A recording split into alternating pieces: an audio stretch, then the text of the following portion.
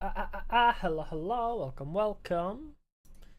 We are back with Fnaf. I feel like it's been a very long time since I last played any Fnaf game, but definitely a very long time since we played the first Fnaf game specifically. It's been a hot sec, and I had completely forgotten. Welcome to the Gulag. Hello, Dodo. Hello. But yes, this is Gulag Part 1.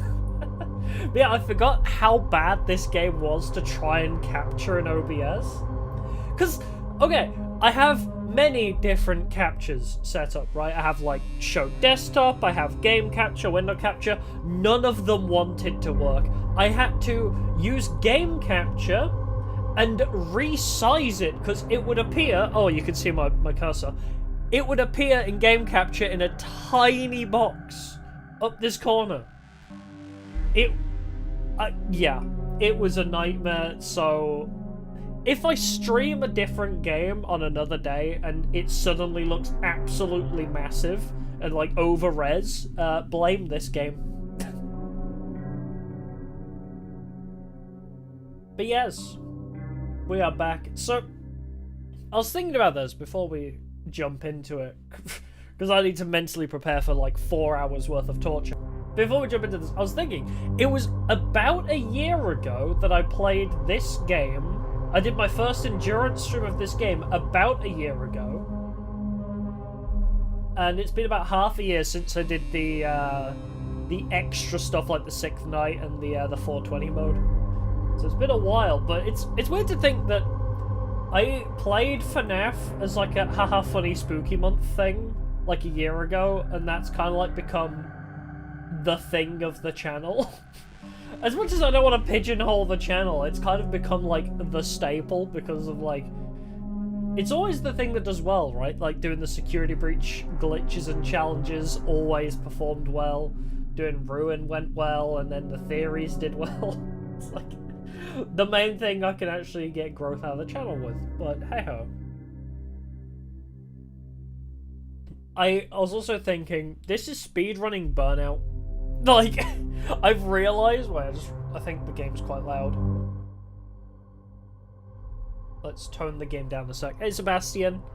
So I realised I'm speedrunning Fnaf Burnout, because I'm going to be playing all the Fnaf games over the course of this week, and then all of them in a single sitting next Monday.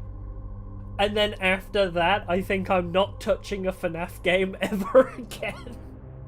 Because I will just be mentally done with Fnaf by that point. So, although, I guess as soon as any new Fnaf game comes out, I'll probably play it and make theories on it, you know. But I'm not gonna be... Glutton for punishment? Yeah.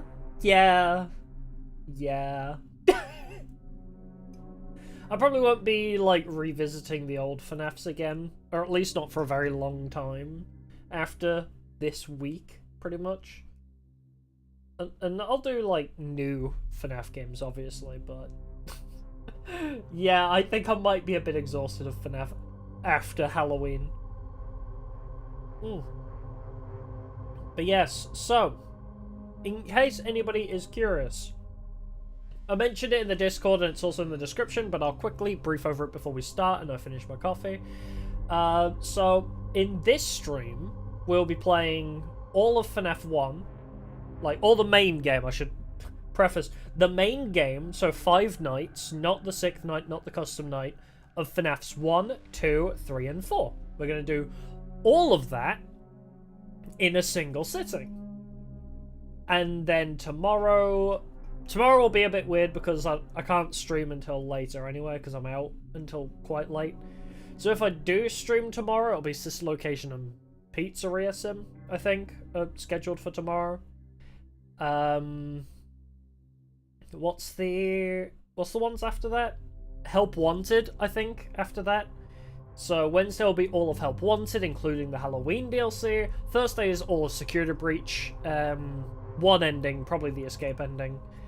Plus Ruin, and then Friday will be Ultimate Custom Night, just messing around a bit, trying to do the challenges if we can. Then all of that, all 5 of this week's streams, we'll try and do all of that in a single stream, i.e. under 12 hours. If it goes over 12 hours, I'll have to make a second VOD for it. But we'll try and do it all in under 12 hours next week. So we'll get a good idea of how long it's going to take me. Because we'll see how long all the VODs are from this week, add them all up. And if it's like 16 hours, then we're fucked. I'm going to die. Ooh. But yes. Without further ado, I think we should probably get started. Oh, it's a chance for you to learn the lore? That's actually a good point. Yeah, I was thinking about that, because I saw a great TikTok earlier, where it was a TikTok and it was like a cartoon where it's the whole Fnaf lore in 36 seconds, and I sent that to one of my friends, and I was like, is this what Fnaf looks like? Because I perfectly understand this.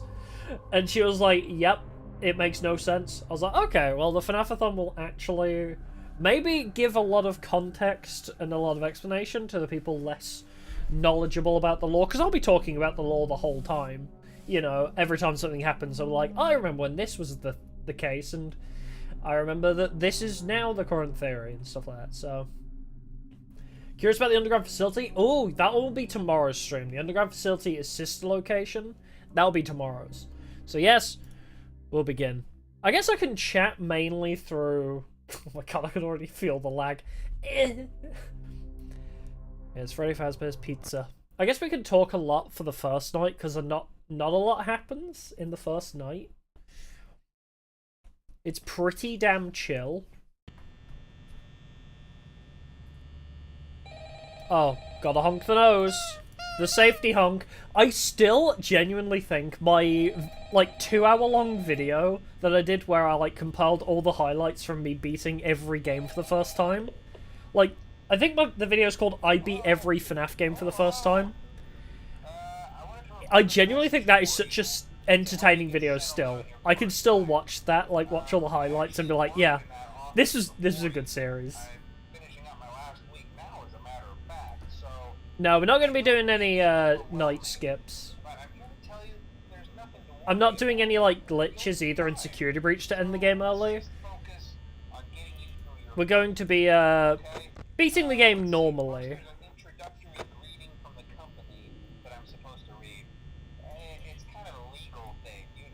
Oh, it's gone quiet again. Pizza, a magical place for kids and grown-ups alike. There we go. Alright, I'll let Phone Guy finish talking and then I'll explain the general plot of the first game. Upon discovering that damage or death has occurred, a missing person report will be filed within 90 days or as soon as property and premises have been thoroughly cleaned and bleached and the carpets have been replaced. Blah, blah, blah. Now that blah, blah, blah. Bad, I know. But there's really nothing to worry about. I'm trying to remember the routine. It was like left, right, left, check, right. That was like the method. Or if Freddy is out, we just hold on cam 4B, right? I'd probably be a bit irritable at night too. So remember, these characters hold a special place in the hearts of children, and we need to show them a little respect, right? Okay. So just be aware. Oh my god, I forgot how long he checks for. He talks for. Jeez. Always left foot. I don't think it matters really which side you check. Doesn't really matter. But then there was the bite of 87. Yeah. It's amazing that the human body can live without. Also, didn't they say Help Wanted 2 is going to be December? I feel like I remember seeing somewhere they said Help Wanted 2 would be December. The the fact that these characters, if they happen to see you after hours, probably won't recognize you as a... While he's just chatting. Who cares about Chica, honestly, yeah. To be fair, until we hear her banging around in the kitchen, we don't really need to check the right side. Probably tried to forcefully stuff you inside a Freddy Fazbear suit. Now that wouldn't be so bad if the suits themselves weren't filled with cross beams, wires, and animatronic devices, especially around the facial area. So you can imagine what having your head. Oh my god, he talks for like 3 hours. Oh my god. I guess generally there isn't really a lot of lore in the first game, is there? The lore kind of came in during FNAF 2, mainly. Yeah, they don't tell you these things Breeze. I'll chat with you tomorrow. Check those cameras and remember to close the doors only if absolutely necessary. Bonbon's gone. Alright, good night. Okay, now he's finished talking, I can hear myself think. So, there's not really a lot of lore in the first game. In retrospectively, there is, I guess, because it's like, oh, you know, Mike takes up a security guard position, or whatever. Hey, there's the boy. Like, the guy you play as is William Afton's son, I think, in this game. But mostly this game is, like, context for the rest of the series, where it's like, oh, you know, there's Freddy Fazbear's Pizza, and you are a security guard, and you are trying not to die, but also there's, like, the whole subtext of children are dying. Like, you'll occasionally see on the walls here, like, some of these will turn into newspaper articles, and they'll explain how kids are going missing, basically. So it's a lot of just, like, preamble and setup in this game for the lore, pretty much. Because I don't think Scott really expected to take the story anywhere, so the plot comes in during the second game, more so. This one is a lot of, hey, there's a pizzeria and kids died there. Have fun not dying to the murderous animatronics. Before we had Fazgoo and stuffing people in suits and I heard a footstep. Who footstepped? Oh, Chica moved. Okay. Ah, okay, there's Chica. Oh, he's on my cam 3, okay. Oh yeah, Michael uses like a fake name a lot, doesn't he? Like, I'm pretty sure Michael uses a fake name a lot, but it's mostly just his last name. Like, he still uses Michael. Like, Mike Schmidt, I think he uses in this one. Or is it a different one in this one? But he, like, goes by Mike Schmidt. He just doesn't want to be recognized as an Afton, because, you know, Afton's the guy that killed everybody. So... Alright, he's still vibing. She's still vibing. All right, Jeremy is one of. It's Jeremy Fitz in this one, isn't it? And then Mike Schmidt in the second game. So I guess we just kind of chill.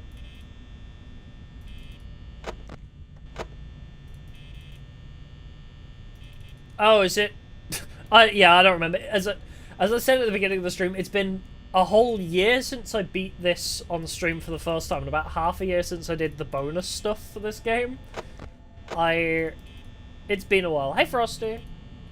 I haven't played the earlier FNAF games in a very long time. I played FNAF 4 not long ago. Because I played FNAF 4 when we found out that the whole underground facility was a testing site for gas.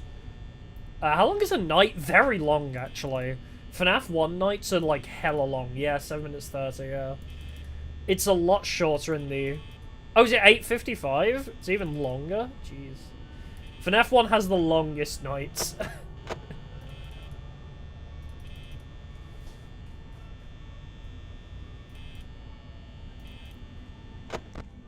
Oh, Foxy be peeking. Foxy vibing. I forgot I can't do anything with my keyboard. Like, I can't shut doors or open the monitor or anything. My left hand has nothing to do. Yoo-hoo. Oh, I heard footsteps.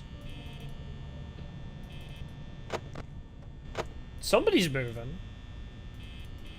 I hear the footsteps. But yeah, if I'm not mistaken, you just leave the cam on 4B and then flick it up occasionally, and like that's how you beat 420 mode. So it's pretty rough.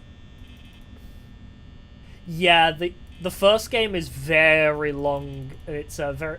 Your anxiety likes to build over the course of the the night. It do be like that.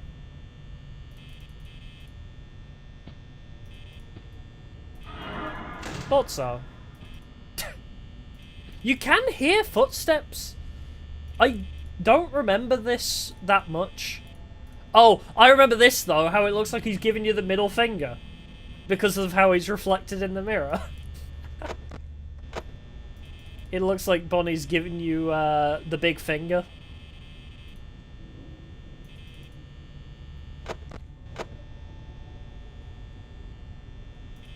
Yeah, true.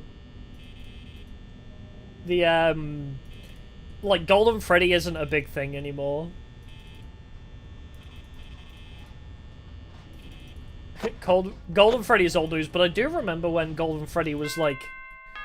When Golden Freddy was first discovered and everyone was like, what was that? Like, yo, that's insane! Like, because it was so rare to find and nobody knew how to trigger it. And then, obviously, people figured it out. Oh, like, once you look at this poster and close your monitor. Like, it's still rare, but... 300k views, yeah, legit. When it first started, yeah.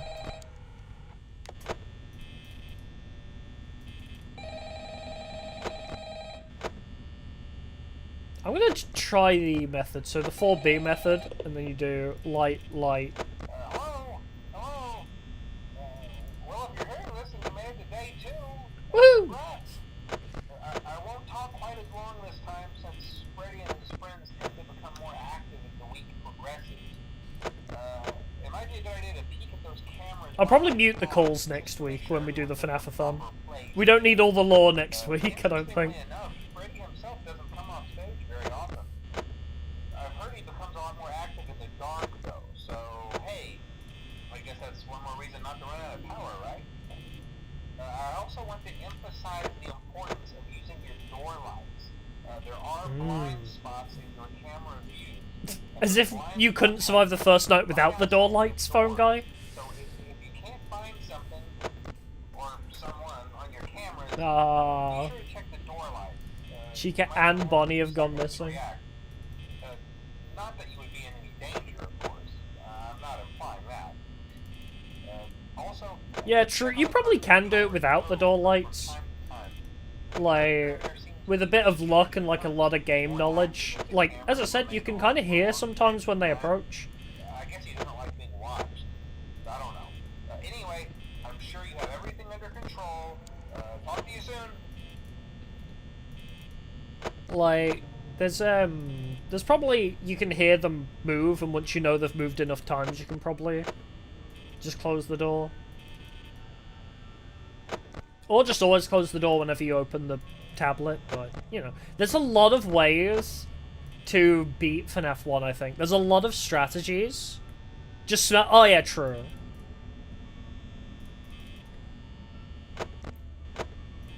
So, the first game is very simple, and I remember when people were like, oh man, FNAF's such a, like, it's like an immersive, really scary horror game, and it's also quite difficult too. And then, like, we had FNAF 2, and FNAF 4, and Ultimate Custom Night, and, like, everything after FNAF 1 is so much harder, and, like, the difficulty scaling just went up and up. It was so crazy.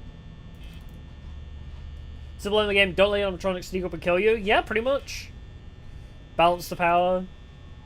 So, yeah, you just do your night guardly duties.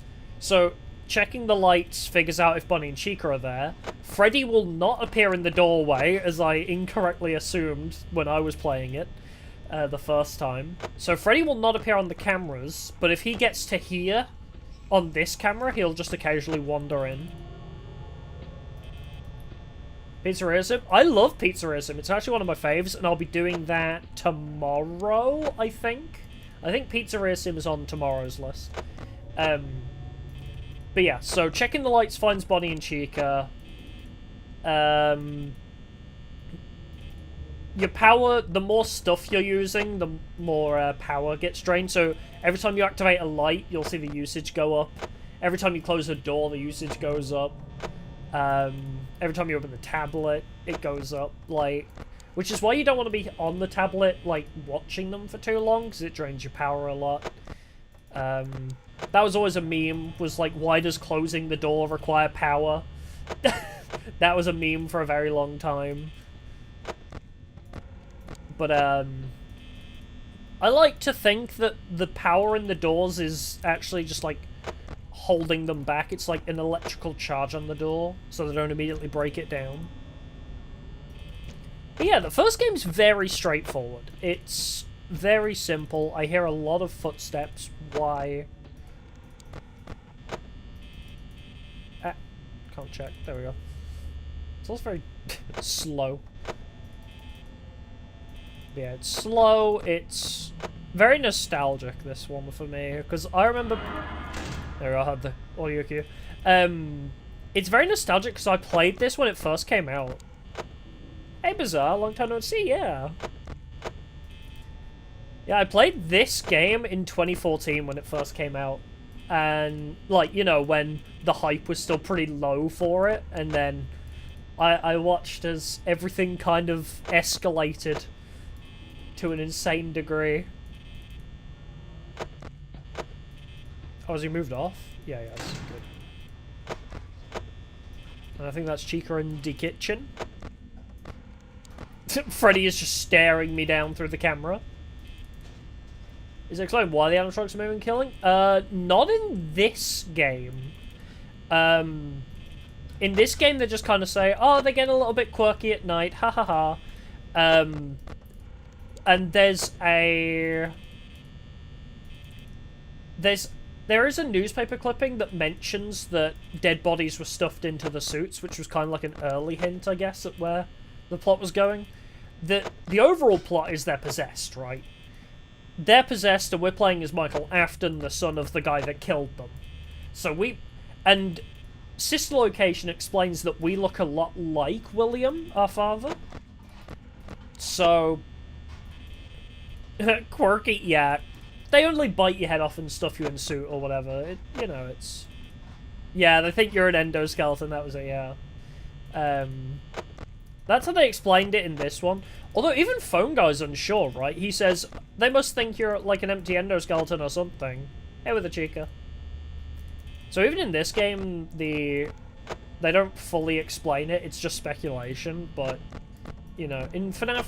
In the later FNAFs, they kind of explain it, like, yeah, you're playing as Michael, the son of the guy that killed them. So they're probably coming for you for revenge and stuff.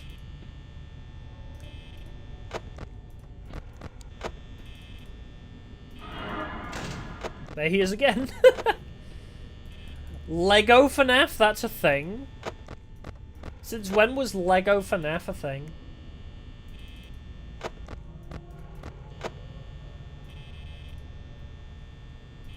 Yeah, the robots are Jigsaw. Yeah, pretty much.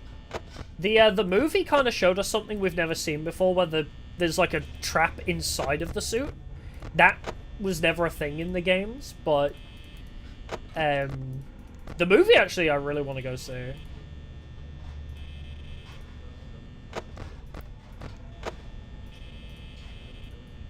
Is he gonna move off? Oh my god. I need Bonnie to stop trolling my door, please. This always happens on night 2. He always chills there.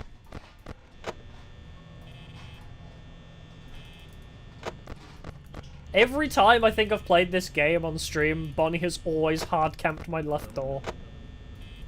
Like night 2. Bro, at least I'm like holding... Oh, there we go. I am holding Foxy back quite consistently. So we should be okay. Especially this early on. Oh, I heard another footstep. I hear another footstep.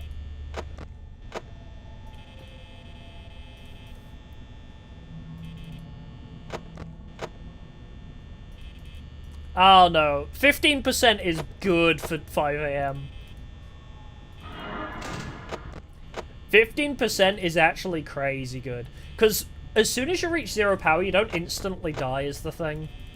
Like, once you hit 0 power, it's like a game of chance of how long you'll survive. You just have to wait and see how long Freddy takes to get to you. So, you can actually survive, like, half an hour I think it's like up to half of one of the hours on 0%. But like, obviously you can't have the doors closed. And like, you can't do anything to prevent Freddy. So, alright, third night, let's go. But yeah, so you kind of want to be at about like 20% by like 4 AM, I think is good pace. Chica's already gone. You know, I'm going to adopt the age-old strategy of 4B it, and then just keep checking the camera. Actually, I don't need to abuse 4B, do I? I can check 1C 4B. I'll keep an eye on this, just so I don't need to play a game of chance against Foxy. Most people don't last this long. Okay. I'm not implying that they died. That's not what I meant. Anyway, I better not take up too much of your time. Stress and close both doors. I don't often, because I kind of have like a good grasp on like the mechanics now. Hey, Santa Logan.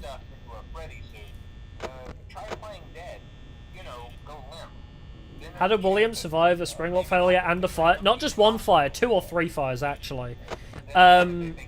Because William is fueled pure... Like, William Afton is literally the meme of too angry to die. That is William Afton's entire character. The long answer is Remnant, yeah.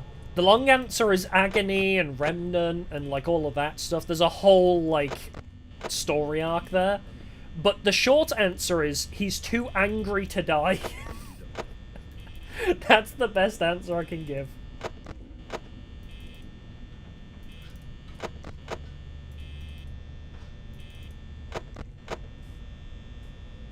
Don't know the whole lore. Honestly, I have a good grasp on a lot of the lore, and even still, I don't remember every little detail. It's like you could write a whole dissertation for university on this lore. Like, it's so extensive, and if you're not constantly revising it, like, I haven't touched Fnaf in a good couple months, so there's a lot of things that I'm still a bit, like, you know, for gore. Like, when do you play as Mike and when do you play as Jeremy?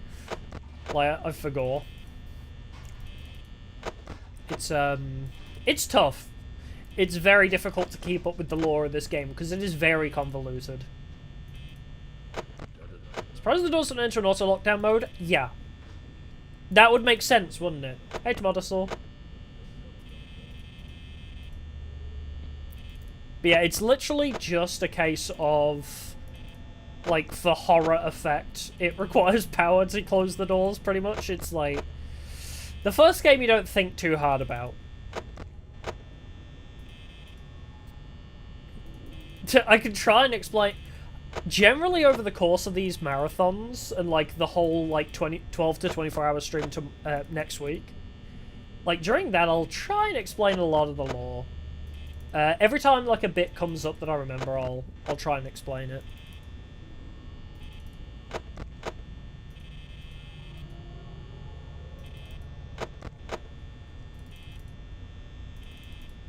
Why is it so quiet? I feel like I should be concerned. What? Okay. Bonnie and Freddy haven't even left yet. Okay.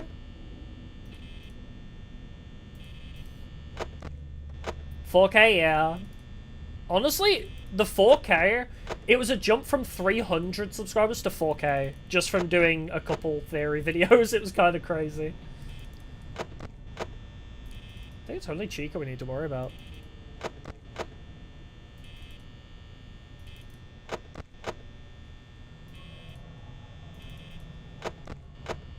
When's my next video? Good question. I have a highlights video for the Pokemon stream that I did in the works, and that won't take me long to do. That'll take me like a day when I actually put my mind to it. It might take me a little bit longer, but I am in the work of doing a abridged-style summary. So if you've ever watched Maxor's videos, I'm planning on doing that for...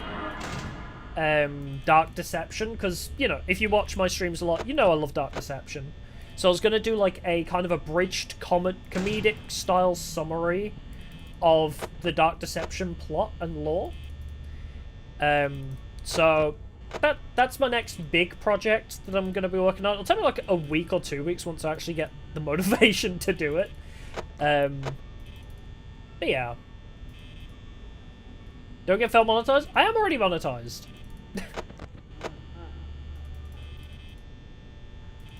Data Deception update? Not yet. I want to get this summary out before Chapter 5 comes out because I have a joke. I have a joke during the intro portion of that video because I've already got it like half scripted, right? I just need to actually edit it, basically.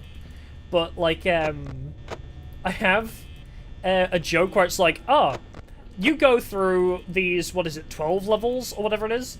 Or, no, you play through 8 levels, or 12 if Chapter 5 ever releases. So I've got, like, that as a joke. So I need it to I need to finish the video before Chapter 5 comes out, ideally, otherwise that joke won't make sense. Below 50% power on 3 AM? Sheesh. I need to kind of chill out a bit. But yeah.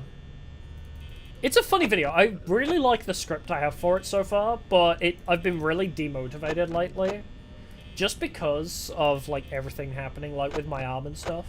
It's crazy. I was going to tweet about this, but I never ended up doing it, because nobody sees my tweets anyway. But it's like, I find it so crazy how I can't bowl, right? My big thing is I love 10-pin bowling. It's a big hobby of mine. And I can't do it because I've injured my arm, right? And the knock-on effect mentally that's had on me has been insane. Like, I have felt so demotivated to do literally anything by not being... Yeah, from the muscle tear, yeah. From not being able to do what I, like, love doing, it's been so mentally draining. Like, I've had all this time to edit, but I just don't want to. Like, I've been so drained mentally. Which game has the underground facility? That is Sister Location. That will be tomorrow, but late tomorrow. Oh shit, where is Fred B? Oh, well, there's Chica, so... I'm gonna keep my camera on 4B for now.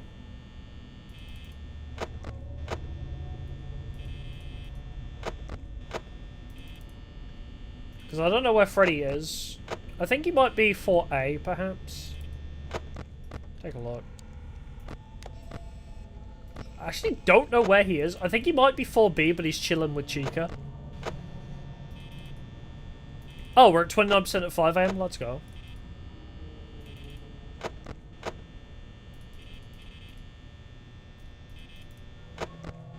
Want to know more about the facility? Yeah, the facility is going to be an important part of the next game, so I don't blame you. I actually really like Sister Location. A lot of people dislike Sister Location, but that'll be tomorrow at 10 PM. As I say, I can't stream my usual time. I can't stream my usual time on Tuesdays because I don't get back until like 10 PM. Oh, the light glitched. Oh, I am still on 4B. Okay. So if I'm not mistaken, if you have your camera on 4B, Freddy can't actually get you. Like, that's just a thing, like a rule in this game for some reason. Where holding your camera on 4B makes Freddy just not attack. But we need to flick up the camera because another rule of the first game is if every time you check the camera, it delays Foxy. Ah, okay, so he's on 4B now. And was it... Okay, was it if he's on 4B, I need to close my door? Or I can just... I can leave the door open, right? I think? Yeah, a lot of the lore will come in Sister Location and Pizza Sim. So, tomorrow's stream, which hopefully won't be majorly long, because I will start late as well. But yeah, a lot of the lore will come in with Sister Location and Pizza Sim. Wonder how a pizza place turns into Umbrella from Resident Evil? Great question. I actually don't fully remember the answer to that. Around to send you a message tomorrow. Like, I guess the pizza business was set up before the murders, and then William Afton was just like, must kill children. Because he's, as psychopaths do. Hey, do me a favor. Maybe sometime you could check inside those suits. Oh, if you can't hear it very well, phone guy's dying. Hold out until someone checks. Yeah, I'm gonna shut up and let phone guy die in peace. I always wondered what was in all those empty heads back there. Oh no. Well, there he goes. Phone guy dead so quickly. Alright, Chica's still vibing. Homie Chica, she vibing. Bro, could you, like, not be here? Go back to the kitchen, Chica. Jeez.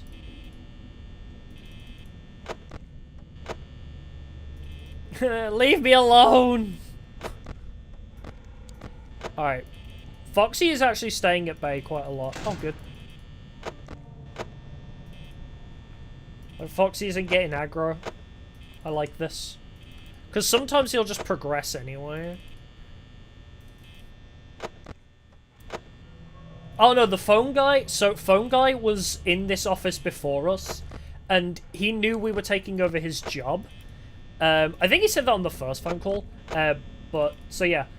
Basically, the phone guy is relinquishing his job to us. But he was in this office before us, pre-recording the messages while he was working. So that wasn't live. That was, like, from a week ago. Where is he now? Who knows?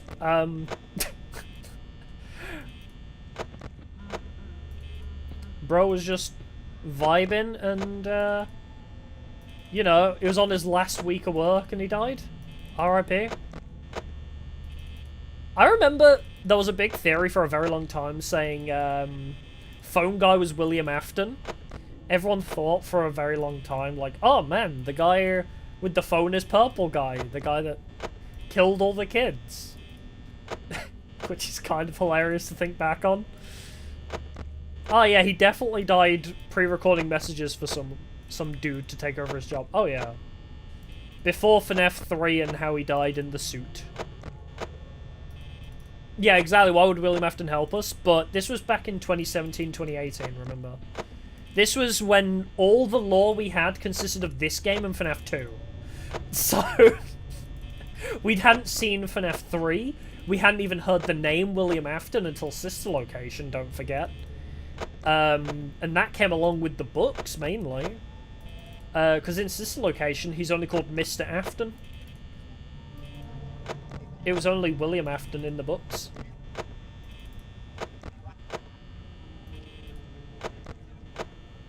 This game came out was it 2014 or 2016? I'll double check once we once we get kicked out to the main menu. It was 2014, okay, I was correct. Okay, cool. So yeah, in about 2015, 2016, all we had was FNAF 1 and 2. And we had no clue what the hell was going on. Can you back up my door? No. Alright, I need it to tick over to 3 soon. Oh, somebody's moving on up. Oh, no they're not. Epic.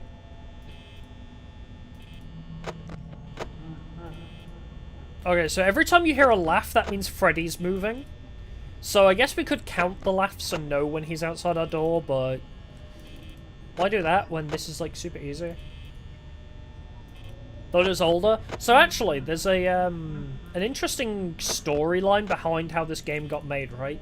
So it was free initially, I think, on Game Jolt, and it was meant to be Scott Cawthon's last game. So Scott Cawthon had made a few, like, Christian, like, freeware games prior to this, and, like, a couple of them are cult classics. Don't get me wrong, there were a couple that, like, got a lot of popularity, like, within small communities.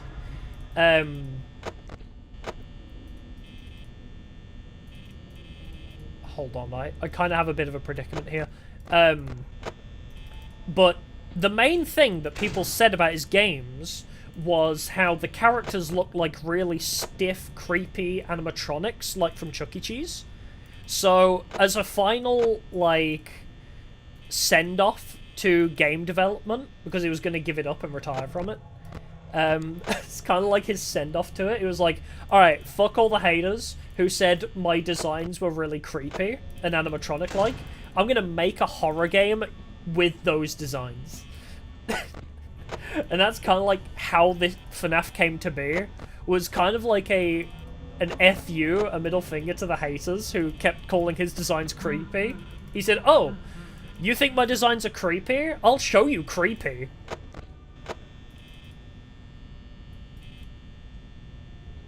So yeah. Freddy's just hanging out. The duck is not a creepypasta. That is Chica, and she's just vibing. She likes to look in our window from time to time.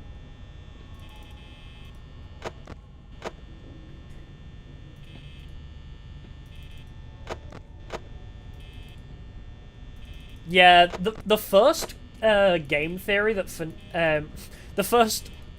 game theory that Game Theory did on FNAF was about Chuck E. Cheese's relevance to the FNAF lore. Because after the first game came out, they were like, oh, like, what is the hidden lore of FNAF? So they kind of, like, explained about the 5 missing kids. And they're like, well, actually, there was this case in, like, America where, like, there was a Chuck E. Cheese where an ex-employee came back and, like, killed a bunch of the employees that were working there. Like, out of spite. And that he killed 4 employees. One was in the bathroom where Freddy likes to hang out. One was in the kitchen. One was in the closet where Bonnie is. So there was a lot of parallels to this murder case. And I thought that was really interesting, actually. I don't know if it was ever confirmed to be intentional. But there was a lot of parallels to this murder case that really happened in Chuck E. Cheese. Go back through Game Theory's FNAF game theories, and I'd highly recommend watching that original one. Oh, my camera's fucked. Great. We love this. I love when this happens. Freddy got angry, he can't enter my room. Alright, Foxy's peeking, but if we keep an eye on the cameras, we should be fine. If this was FNAF VR, I'd be able to listen out for Foxy and just close the door when I hear him running. Now, MatPat's good. I don't think MatPat game theory is lame. People like to hate on him, but genuinely, he's done amazing things for the FNAF community. I don't think FNAF would have been half as popular without him. Genuinely. He's such a smart dude, as well. People just don't like him because of some of the theories he makes are crazy. But the problem is, the game is so convoluted and so crazy that MatPat has to make crazy, convoluted theories, because that's what the game actually is. People are like, ah, he's so dumb for calling Gregory a robot. But he actually might be. The fact is, Gregory might actually be a robot. From the evidence the game supplies us. And I don't get this, where it's like, people always shit on MatPat for his theories, but he always says, you know, it's just a theory.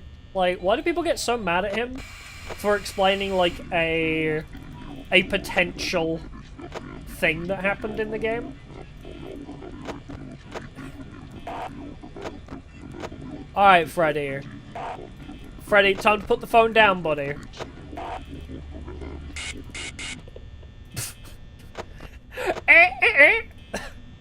Chica with the remix. Now because they're not smart? Yeah, exactly. Like, genuinely, I think there's a lot of good theories. Like, yeah, he makes some questionable theories, but it's all in the sake of entertainment, right? He's got to make a living. He's still got to, you know, produce videos. So if there's no new FNAF coming out, sometimes you have to push out stupid stuff. A game along the lines of Kingdom Hearts Convolution? It's worse than Kingdom Hearts. IMHO, playing all the Kingdom Hearts games, you get an idea of the lore, right? In this game, just playing the games isn't enough. You have to read the books, read between the lines. Like, there's a lot of hidden lore in the FNAF series, and a lot of assumptions you have to make. Like, the FNAF lore is very much like a game of Sudoku. You have to make assumptions about one thing to theorize about another. It's kind of dumb. Gotta go? No worries, thanks for stopping by, I appreciate it.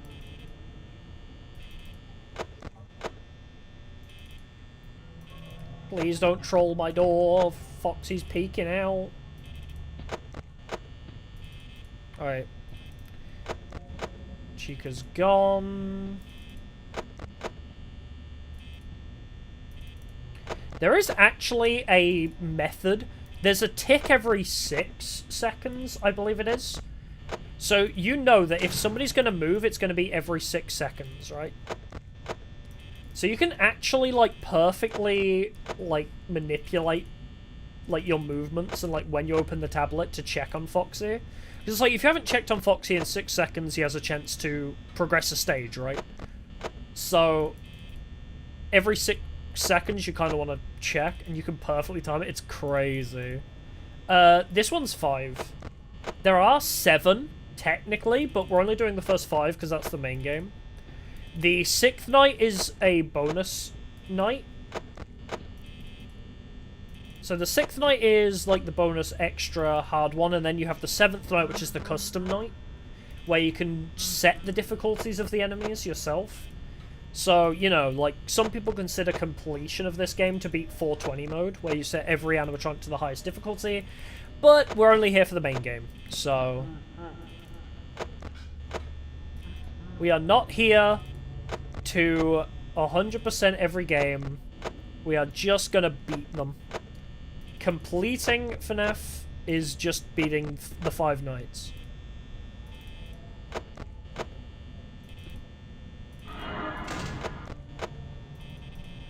Ah, turn off the light. Okay.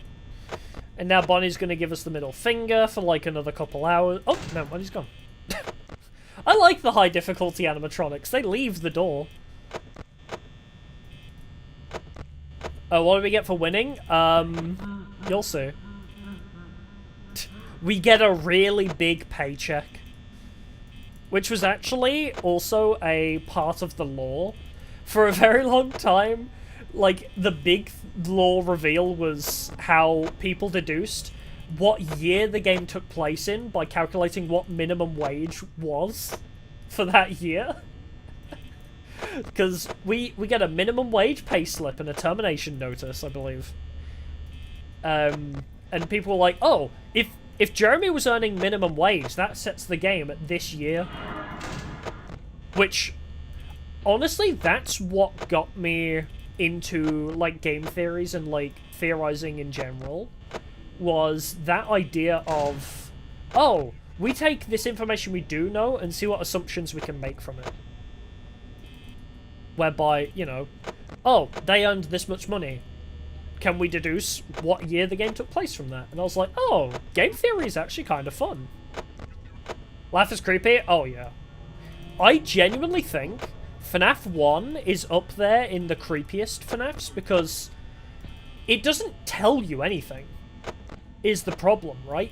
You're just dropped in here without any context, any idea who you are, what you're doing, and not real. Like, yeah, Phone Guy gives you some ideas of what to do, but you're really left in the dark quite heavily.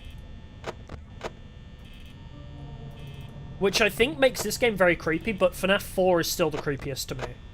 Personally, I think FNAF 4 is the scariest, but for the longest time, this one was really creepy to me. I've kind of gotten used to it now because, you know, after you play a scary game enough, it kind of loses the scariness. Even Dead of Night, which I consider the scariest game I've ever played, Dead of Night, even that kind of lost the scariness a little bit. Yeah, yeah, I'm so blasé. I think it's because, as well, once you have a rhythm, because I know how to beat the game now, you kind of lose that sense of helplessness.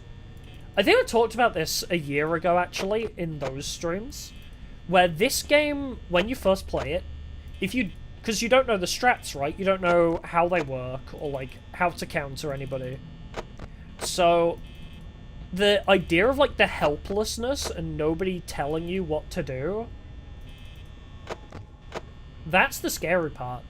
But because I can control things, it's a lot less scary to me, because I feel like I have control over the situation. Stuff like Dead of Night, where I can't control Mr. Hugo Punch, whatever his name is. Jimmy. Yeah, same for you and Stalker, yeah. So it's kind of the same deal. Oh, cameras are getting a bit crunchy. It sounds like the meme of the cat crunching the ice. But yeah, it's like in Dead of Night how helpless you feel because you have no idea where he is or where he's coming from. It's that same sort of deal, but once you know what you're doing a bit more, it's a lot easier to not be scared and just feel a bit more in control, I guess. Honestly, I'm not even aware of what I'm saying half the time because I'm just trying to ace this game. Because we may actually just fucking perfect speedrun. Don't want to say it too soon.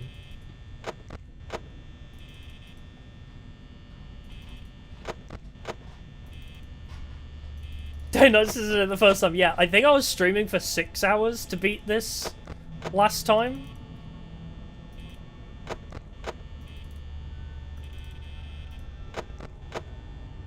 I'm kind of tempted to just let my power run out.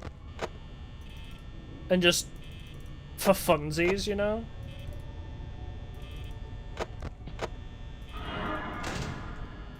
Because then I won't have to worry about Foxy attacking me. Is he already gone? Holy shit.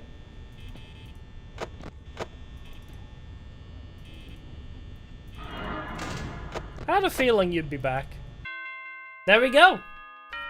That is Fnaf 1 completed in about 45 minutes. 0 deaths. Mike Schmidt, $120, baby. Woohoo! 5 days.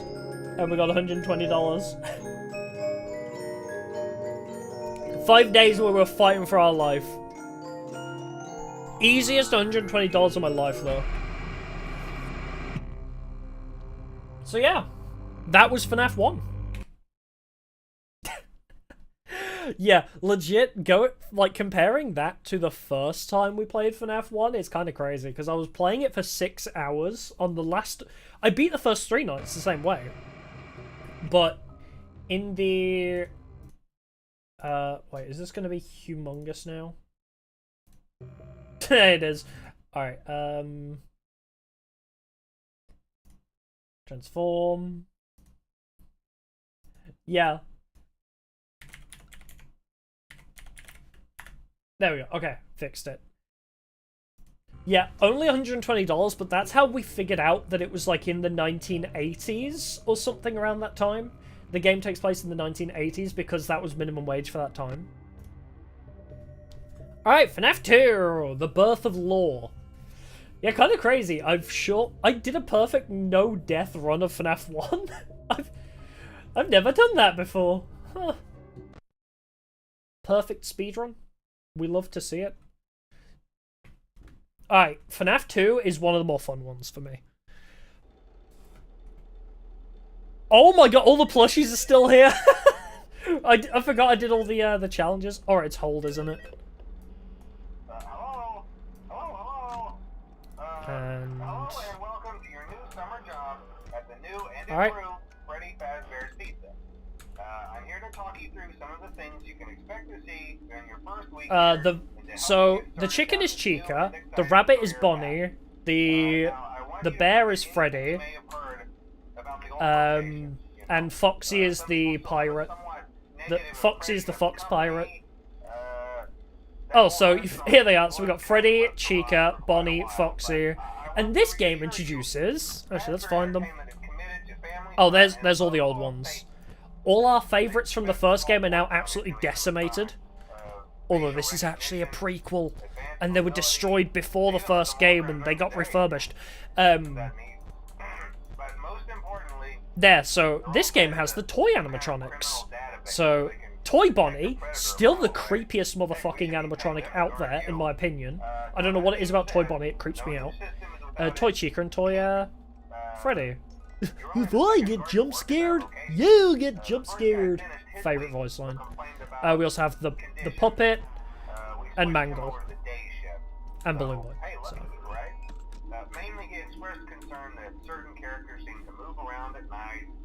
Oh, right, and he's explaining the lore of animatronics with new security systems in them. That restaurant should be the safest place on Earth. So while our engineers don't really have an explanation for this, the working theory is that the robots were never given a proper night mode. So when it gets quiet, they think they're in the wrong room. So then they go try to find where the people are. And this is how you play this game. I really like this one because it feels so chaotic. Like, this one, so we're going to jump from one of my favorites to one of my least favorites, and then to my favorite again. Because this one is one of my favorites, because it's so fast-paced and chaotic. Fnaf 3 is the antithesis of that. Fnaf 3 is so slow-paced. It's still fun, but it's just not my favorite. Oh, there you are.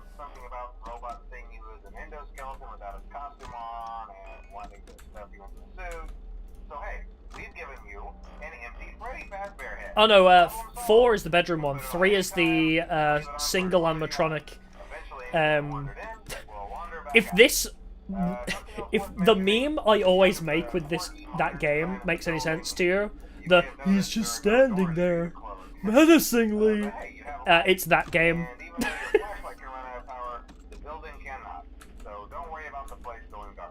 Yeah, it's the Springtrap one. Yeah. He's standing there menacingly. Still love that voice line as well. That part of the voice acting short. I still use that for auditions. Genuinely, that whole like YouTube short that I made of me doing different voice impressions during my FNAF playthroughs, I use that in auditions. I'm not even kidding. It's so good. Especially the Metal Gear Solid one. The one where you're crawling around. I think we were playing Help Wanted, and we were crawling past Funtime Foxy, and I said, I'm trying to sneak around, but the clap on my ass cheeks keeps alerting Funtime Foxy. Genuinely fucking so funny. I love when I can make myself laugh. That Help Wanted stream was so prime for clips, actually. How we got from knockoff Chuck E. Cheese to Ruin? Yeah, great question. There's kind of a jump. Okay, so Security Breach kind of has its own little thing. Like, Security Breach and Ruin kind of take their own little detail. I guess Help Wanted is also part of that. Part of, like, the quote-unquote Into Madness arc of the story. Where, after Pizzeria Sim, we kind of jump to very sci-fi futuristic with Help Wanted, VR, and yeah, with Help Wanted we kind of have this moment of playing in VR and Springtrap takes over our body and stuff like that. So I think after Pizzeria Sim, it kind of loses its original vibe and goes for a new vibe. I forgot that's how you do it, right? Because you can't take off the mask if there is somebody coming in. Especially on the later nights.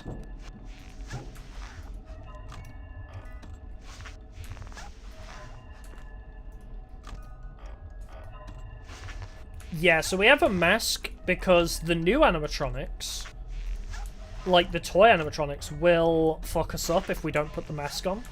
So old animatronics you have to flash in the eyes to disorientate them. New animatronics you gotta fool them into thinking you're an animatronic. Finished producing already on FNAF 2. Yeah, we had a deathless run of FNAF 1. We kinda kicked FNAF 1's ass, honestly. I hear somebody in the vents, but I don't know who. Oh, and Balloon Boy is the worst thing in this game, by the way. Balloon Boy will actually fuck you up. If you get Balloon Boy in your room, it's game over. Well, I guess that's kind of the case for everybody, but he doesn't kill you himself, is what I mean. If Balloon Boy gets in the room, he just disables your flashlight through some pure power of magic. I have no idea. Yeah, because we have no doors, we use a mask to lure them away. Oh right, Chica doesn't come up in our face, does she? We have to actually listen for Chica to move. Same with Balloon Boy, actually. So I actually might turn up my audio a little bit.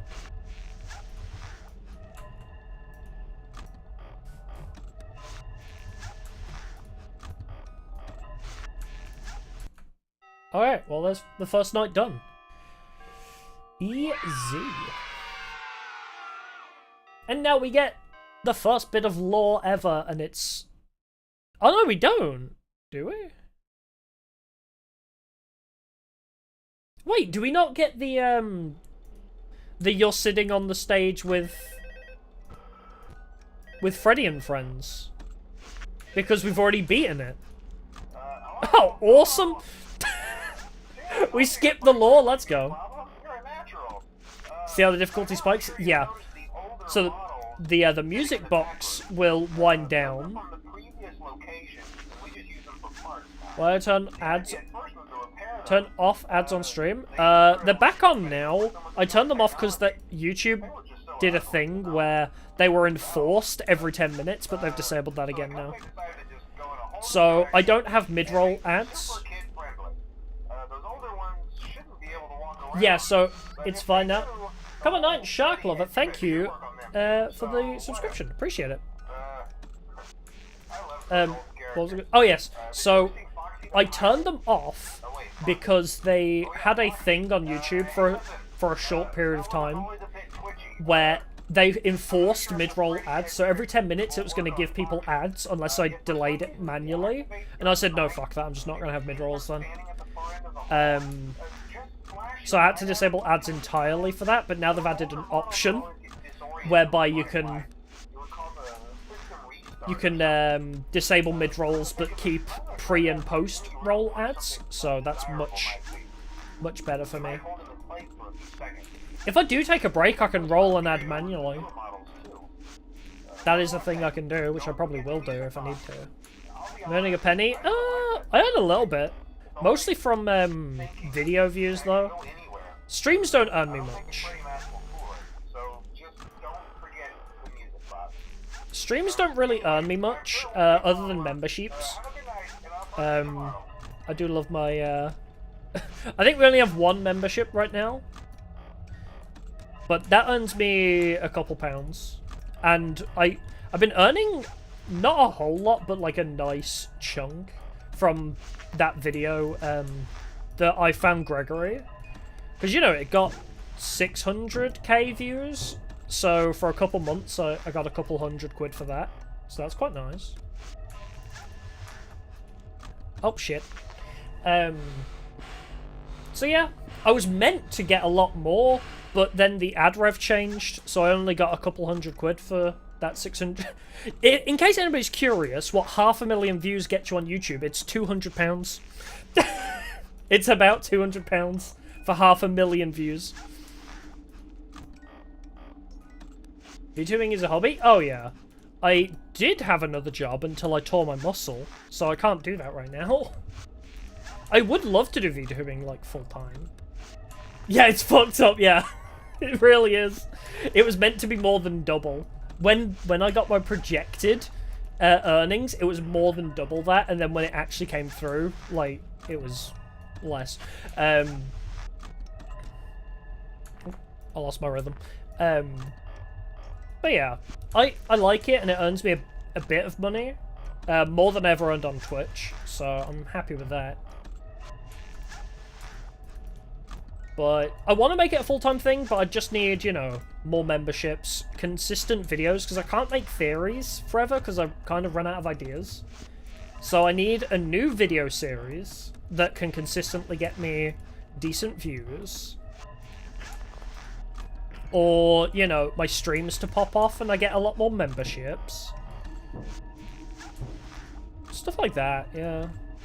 I just need some consistency. And I can live off of £200 a month, so... Like an hobby? It already is a hobby.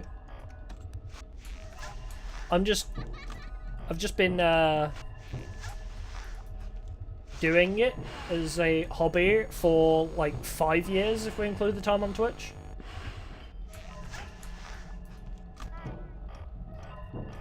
And I probably will go back into full-time work. Already left. I probably will do full-time work if it's not sustainable. Once my arm's better. But you know, if who doesn't want to be able to do this full-time? Could you imagine if I had a lot of viewers, then like if I had more memberships, like maybe 10 memberships, that would sustain me for a month, you know? Like, per month. And I could do this full-time. And that's crazy to me. It's wild. I just realised I don't think I actually updated the subscription thing. Oh, wait, maybe I did. Or the membership thing. Oh, tits! I done fucked up.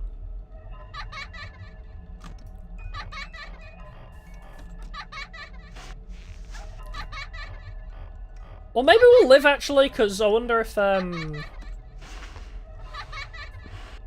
wonder if Foxy will even be aggro on us. Because I can hear Mangle.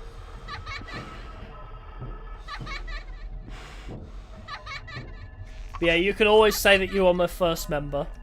You will... I wish there was like a special badge, because I know on Twitch, my first 10 subscriptions on Twitch got a special VIP badge.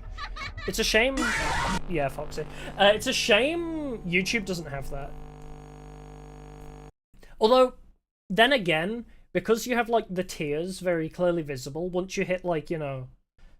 Like, you'll be one of the longest standing members, I guess. Because you can always see how long somebody's been a member for. I need to get my rhythm right and my positions correct again. Oh yeah, Balloon Boy is the worst. He laughs at you until you die. It's not fun.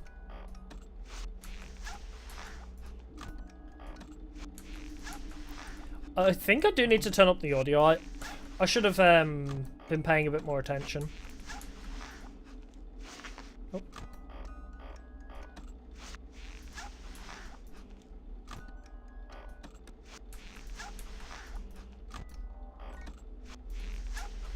Yeah, I just had those 2 videos pop off, that's all.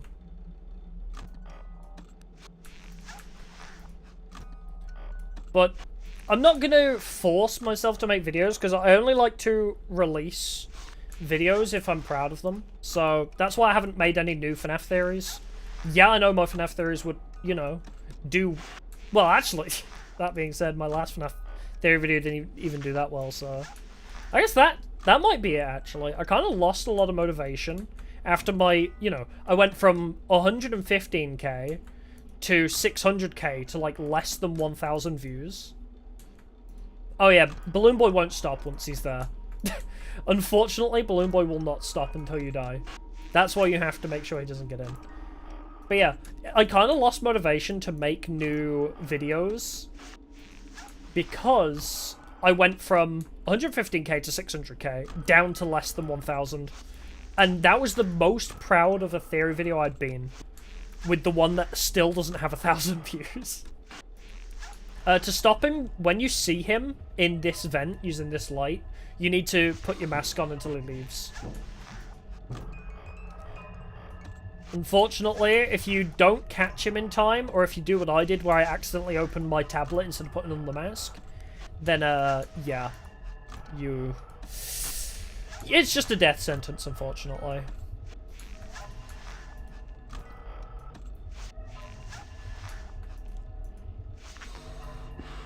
£1,000 from was no, £1,000 is not 1 million views. No way. I got 600k views and I made £200. Just let that sink in. And this isn't limited ad rev either. This isn't a topic, like, this is a child-friendly topic. I didn't swear in the videos. This is full ad rev, 600k views, and I got £200 for it. Maybe if you're a more well-established YouTuber, like, maybe you get more for different people. I don't know. But the estimations that people put up for how much YouTubers earn is wildly overestimated. Wildly overestimated. And I knew that going into it anyway. Like, people say YouTubers are, like, earning billions, but they're actually not. Yeah, that's what I'm saying. I need a series of videos I can produce consistently. Like the abridged summaries, I could probably make a lot more of than theories. Because there's a lot more games that I love than theories I have, you know? Because with game theories, you have to take into consideration what has nobody else thought of. Like, it's not just, hey, this is what I think the lore is. It's also not just copying what MatPat does, what Fnaf does, what Ritos does, what... There's a couple others, Dorco does. Like, you can't just make the same theory videos. Oh yeah, I'm gonna make some videos about Help Wanted too, of course. I mean, as I said at the beginning of this stream, Fnaf has kind of become the staple of the channel. Due to the theories and the streams. But it's like, it's kind of become the staple. So, I don't mind making videos and streaming Help Wanted 2 a lot. Like, whenever there's new stuff, I'll make a lot of stuff out of it. But I'm not gonna force myself to make a new theory video just because I can. Like, I scrapped a video, I had it fully scripted and ready to edit, and then I scrapped it because I was like, this is just, like, really stretching a tiny piece of information thin. Right? Where it was like, basically the script was about how did Roxy find, I forgot the child's name. What's the... I completely forgot the girl in, Ruin. Shit. Not Gregory, the other child, anyway. It was basically, how did Roxy find the girl after the elevator ending, you know, because it's like, well, because also, how did she get found when she was being attacked by the Mimic? Because Roxy got disabled, right? And then, in the time it took for What's-Her-Face to get down, into the basement and fight the Mimic, Roxy had already found her, and I was like, oh, that's kind of cool. Like, so I explored that idea, and basically, the idea that she had a GPS tracker in her, kind of. And it was like, I could basically say this, like, there you go, that's the whole theory, right? Just basically, her dad or Gregory have a way to track her. And that's how Roxy was able to, because Roxy's built to protect the girl. What is her name? I genuinely could not even remember her name. And, like, that was the whole theory. I was like, I can't make a video out of this. It's, like, it's too thin. Cassidy, thank you. I'm a bit preoccupied. I could not think of her name. It's Cassie, isn't it? Yeah. So I was like, oh yeah, how does Roxy find Cassie? Well, Roxy is built to protect Cassie, and it was her dad that probably built or designed Roxy that way, because, you know, if her dad's an engineer, then he has the facilities to do it, but also he's not going to be around to watch over his daughter all the time. So in a similar way to Henry built the Mimic to entertain his child, Cassie's father probably designed or modified Roxy to protect her in the same way. And that was basically the whole theory, and I was like, I have this scripted, I can make it 10 minutes, but it bores me. Oh, there we go! We actually got the intermission. Hey! Hey, Chica! So yeah, I'm kind of done with theories, unless I'm, like, super confident that I can make an entertaining video out of it. Because I don't want to make a video that I'm not proud of. So theories are inconsistent. Highlights aren't entertaining enough. Like, well, I think the highlights are entertaining, but it's not something people click on, right? I like to make highlights out of all the VODs, but it's not worth it, because people don't watch stream highlights for streamers they don't know. So I like to make stream highlights occasionally, but sometimes it's not worth it.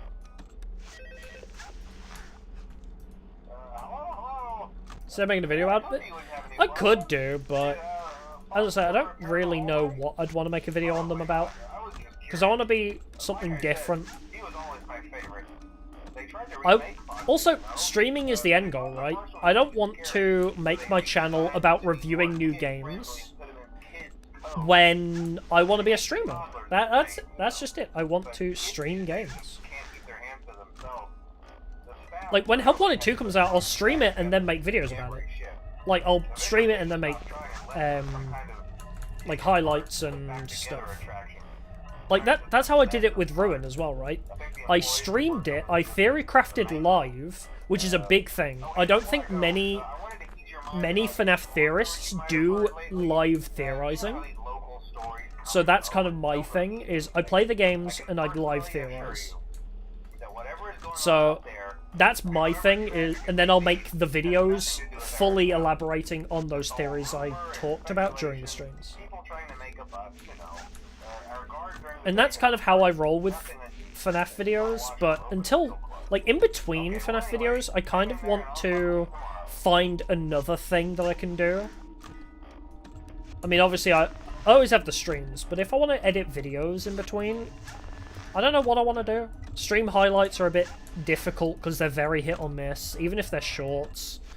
Like, they're a bit hit or miss. And that's kind of where the idea of abridged summaries comes in, where it's like, if you've ever seen Maxor's videos, it's kind of like that, but without the crazy editing, where it's more focused on explaining the plot of certain games in a more, like, consumer-friendly way, in a comedic, entertaining way as well, but not overwhelming you with edits. Like, as much as I love Maxor, you know, I'm not trying to be Maxor, is the idea. So I want to do it in a more comedic way, and also the thing about Maxor that I took inspiration off of mostly was the voice-acted, like, skits, like, redubbing cutscenes from games to modify them in enough of a way that it's original, but still keep the context and, like, actually make sense of the plot from it. And that's kind of where I'm at right now with what videos I want to make. So, Dark Deception abridged summary will kind of be a test run for that. And if that does well, I'll make some more. Like, I want to do one for Like a Dragon as well. Because I've always had... Ever since I played Like a Dragon Yakuza for the first time, I had this joke in my head for, like, a visual gag, where it's like, you unlock the business minigame, and, because you can do the business minigame at any point, and I had this idea of doing, like, a visual gag where you unlock the business minigame, like, it shows you a cutscene of that, and then, like, doing kind of like a hyper speed run through the business minigame, and then the next cutscene, Ichiban's just wearing, like, a full, like, decked out suit with, like, jewelry and stuff. Where he's, like, fucking minted. in like the 1 month gap between cutscenes. I don't know why. In my like, it'll make more sense once if I ever make that video.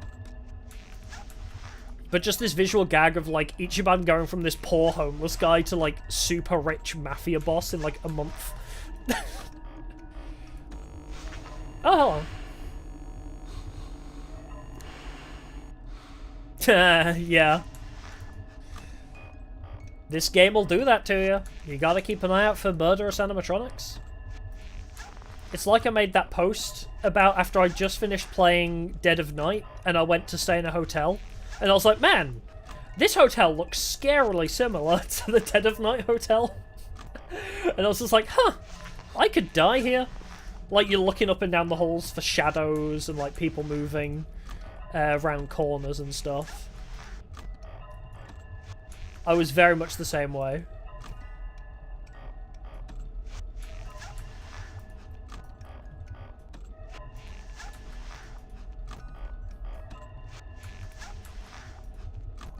Wait.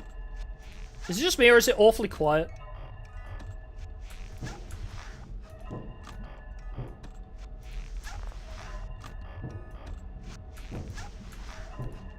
Bruh. But yeah, I think I quite like Fnaf 2 as well because the gameplay loop is like really fun and very reaction based.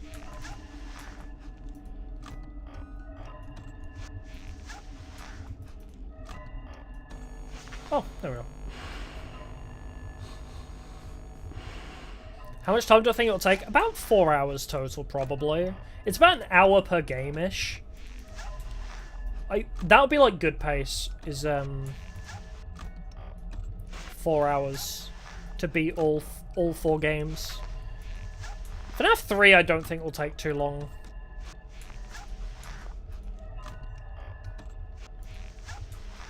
I think this one is very RNG based sometimes, because you can get attacked from everywhere all at once and then you're just dead regardless of how good you are. So I think this one we could run into a little bit of a roadblock. But after that I think we're okay. And then FNAF 4 can also be a bit troubling at times. Gotta make sure I disable the cheats on FNAF 4 though. Oh right, you did make a post on my you commented on my hotel post, didn't you? Saying stay safe. Yeah, I remember that actually. I appreciate that.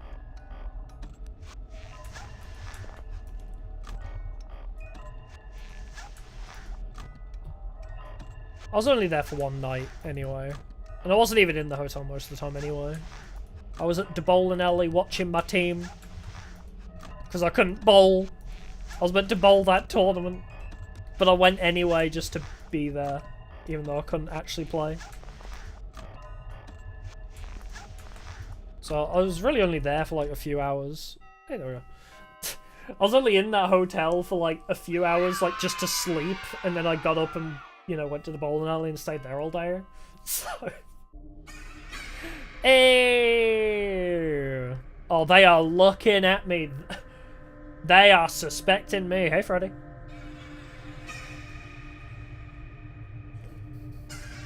I'm gonna look Freddy dead in the eyes. What you looking at, fool?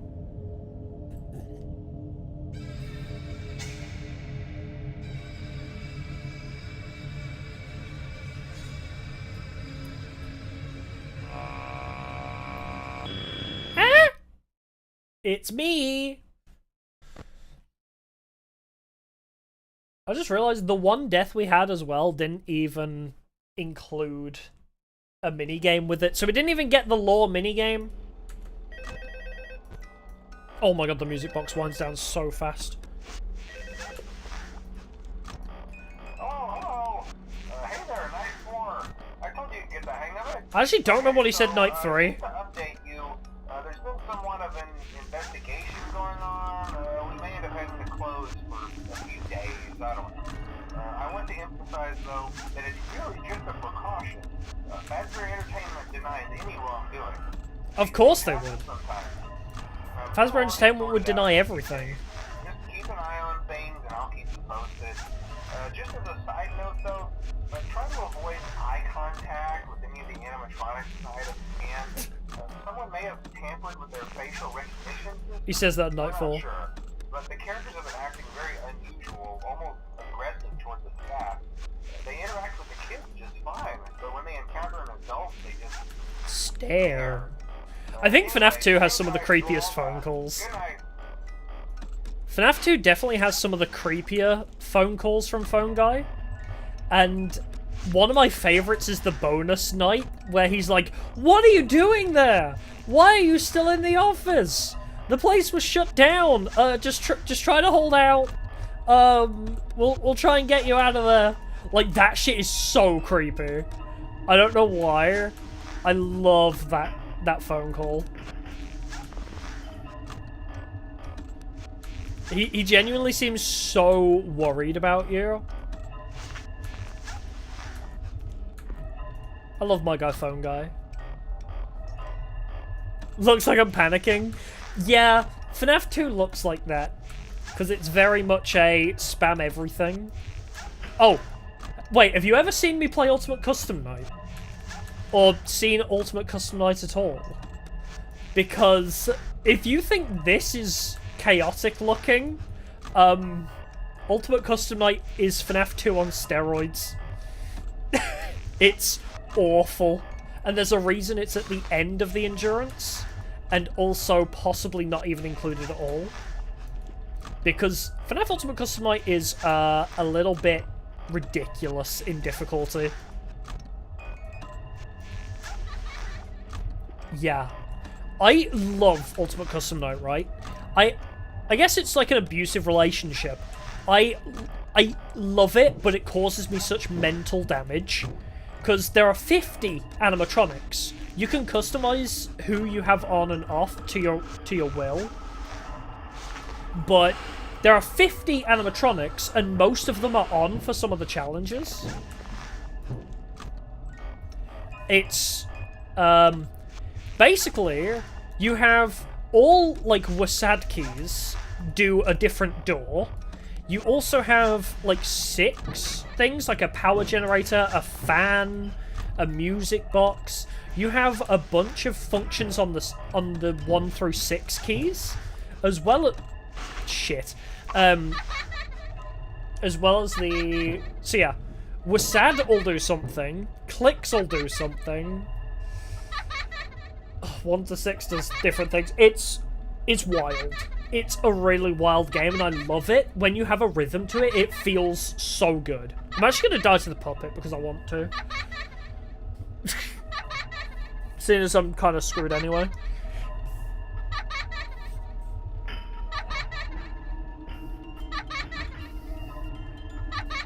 So in case you're wondering why I'm winding up the music box, it's for this purpose. Oh, Foxy got me before the puppet did anyway. But yeah, if you think the laughing's bad, if you hear that music box chime, you know you're screwed as well. But yeah, it's, Ultimate Custom Night is great. Ultimate Custom Night is great fun, but very difficult. It's probably one of the more fun ones to play. Like, atmospherically, I think FNAF 4 is probably the best to play. But for, like, a gameplay loop and, like, satisfaction and difficulty, Ultimate Custom Night for sure. I mean, here's a good example of how difficult Ultimate Custom Night is. When I initially beat all these games for the first time, FNAF 1 took me, what, 5 or 6 hours? And then the rest took me about 3 hours per to beat. So I did like 3 or 4 hour streams for every single game. Ultimate Custom Night was 3 8-hour streams to beat Ultimate Custom Night. Just beating Ultimate Custom Night was longer than every other game combined. It was madness. And also, I think I went a little bit insane. Oh, well, yeah, no, that's fair. Pretty much just Ultimate Custom Night is very difficult. That TLDR, Ultimate Custom Night is fun, but insanely difficult. So if you think this is chaotic, just wait until we get to Friday. Because this Friday when I do Ultimate Custom Night, probably a bit more chill. I probably won't do an endurance to beat all challenges. I'll try, but I probably won't do it.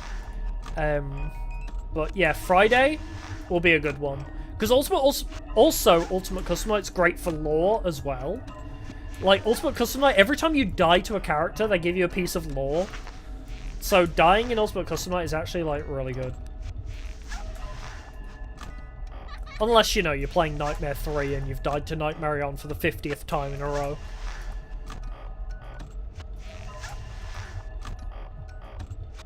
Because, yeah, Nightmarion, I hate them. They're not a difficult enemy to face. But it's just it's a nuisance because you can't leave your mouse in a certain spot on the screen for very long.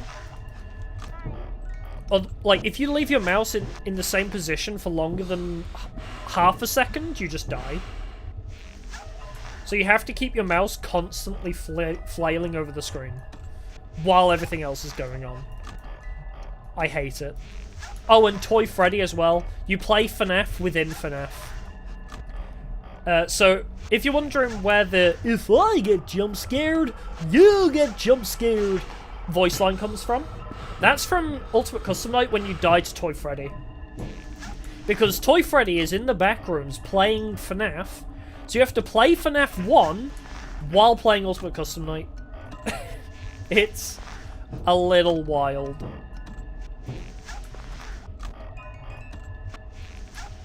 Oh, hey, Freddy. Freddy turned into Bonnie. Hello. Oh no, Freddy's still there.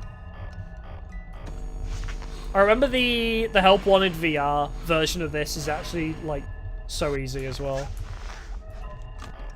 We speedran that shit. I'm looking forward to Help Wanted 2. Well, I'm looking forward to Help Wanted 2, the game, and also... I meant 2 as in, I'm looking forward to playing Help Wanted as well. Please leave. Thank you. Oh good, the whole gang's here.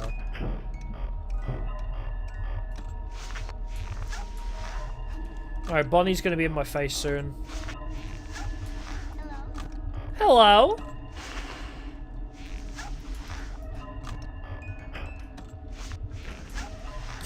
Bonnie is just standing there menacingly, and I hate this.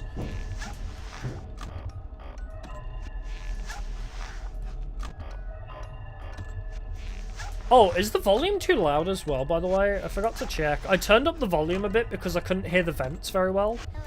But if, like, the rest of the game is too loud, I'll turn it back down again. Because I know the ambient noise can get pretty loud. Hey, Waffy. Oh. Mangle vibing. Get out of here with your radio static.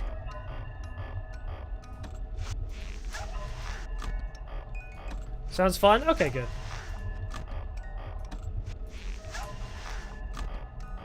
As long as it's not like blowing your ears off every time somebody jumps in our face. Because I have it a bit... I think my audio is quieter than how it goes to stream. I don't know. Also, when did Chica get there? Chica just appeared.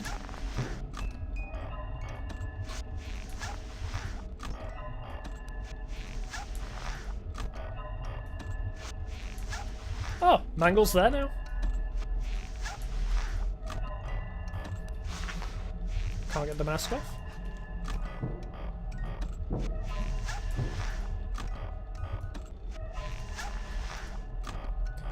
Oh, fun fact about this game as well. So, there was a toxic meter.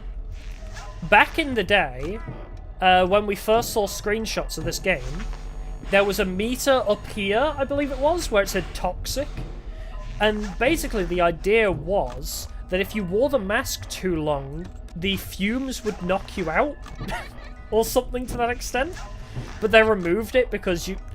I mean, it was kind of a non-problem anyway, because you don't leave the mask on the whole time.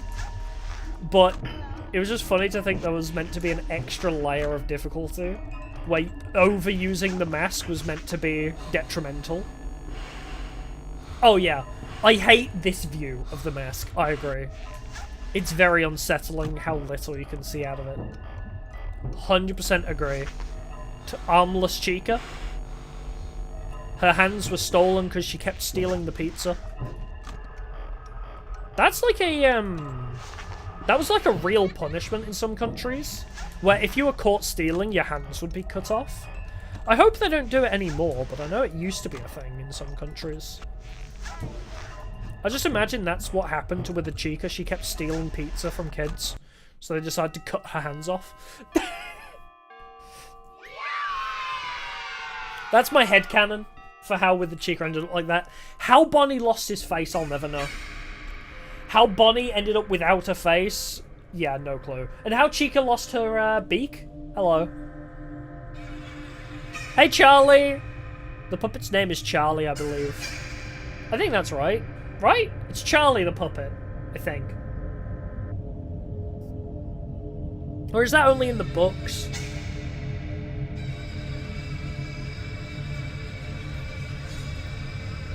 Oh wait, or is Charlie Baby? Which one's... Because there's two names I always get mixed up. It's the name for Baby and the name for the puppet. One's Charlie, one's something else. Alright, night 5 of Fnaf 2. Hour and a half in, actually. Oh yeah, these nights are shorter, aren't they? Hey, good job, night 5. Hey, keep a close eye on things tonight, okay? From what I understand, the building is on lockdown. No one is allowed in or out, you know, especially concerning any previous employees. When we get it all sorted out, we may move into the day shift. Yeah, we're on the last night of Fnaf 2. Available. Making good pace, I think. For your shift yet, but we're working on it. We're gonna try to contact the original restaurant owner. I think the name of the place was Fredbear's Family Diner. Oh, the first mention of Fredbear's. Closed for years, though. I doubt we'll be able to track God, anybody we had down. to wait so long to get resolution on what Fredbear's Family Diner was. Hang in there. Good night. They mentioned Fredbear's so casually in this game and then never again. Until, like, the books, and then also Pizzeria Sim, I think, might be the next one that even mentions Fredbear's Family Diner. And then, obviously, Security Breach, where we actually go there.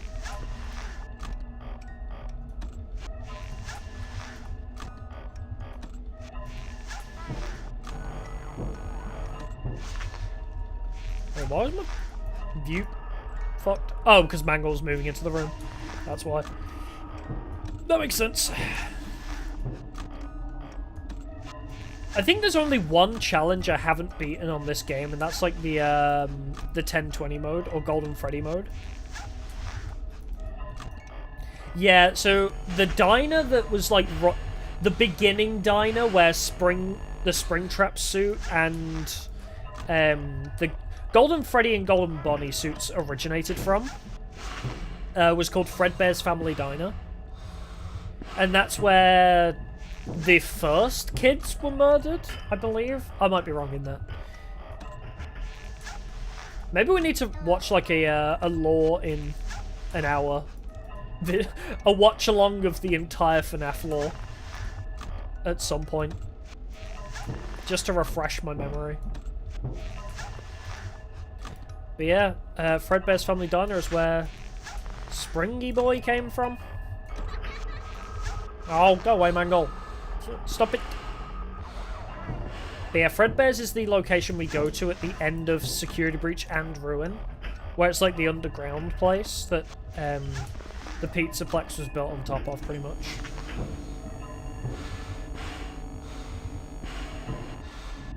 I think that was Fredbear's anyway. Yeah. Oh, you almost got me. I didn't expect to see him there. So, my muscle memory was already, like, on its way. Oh yeah, the lore is crazy, but it's so fun. Like, if you like how convoluted Kingdom Hearts lore is, this is on another level. It's so fun and so wacky. And I made this comment, right? I think I made a comment on Twitter.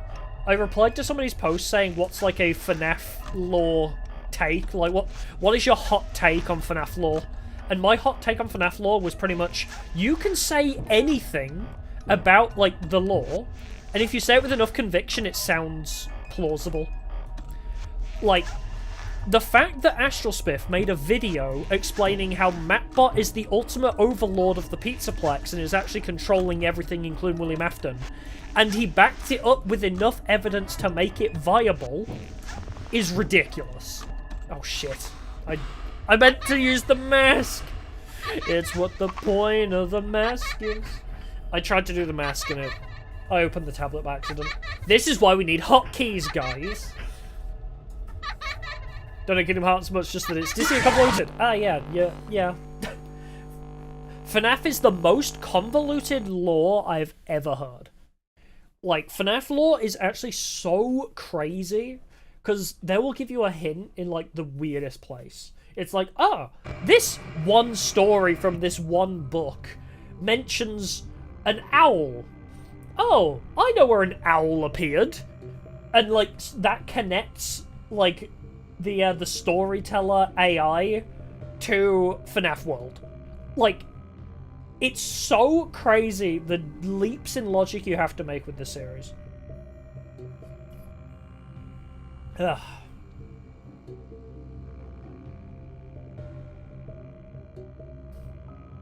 Okay, I've hydrated. I'm ready to go. But yeah, FNAF lore is crazy. I keep wanting Vox Akuma to do a explaining the FNAF lore to you ASMR. Because Vox Akuma does a lot of ASMR videos, and I love him. He's a great boy. But he's a big FNAF fan, and he knows a lot about the FNAF lore. And I just feel like there's a market for his voice explaining the entire FNAF lore to you in ASMR in like a 3-hour-long VOD. But I don't have the influence or like the following to contact him about this. I'm like, buddy, please. You can't do your sexual ASMRs anymore, so do FNAF.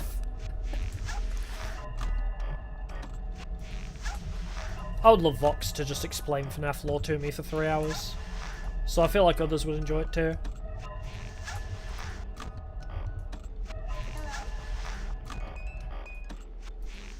Unless he has done it and it's like a private or like members only VOD, I don't know. It just seems like something he would do.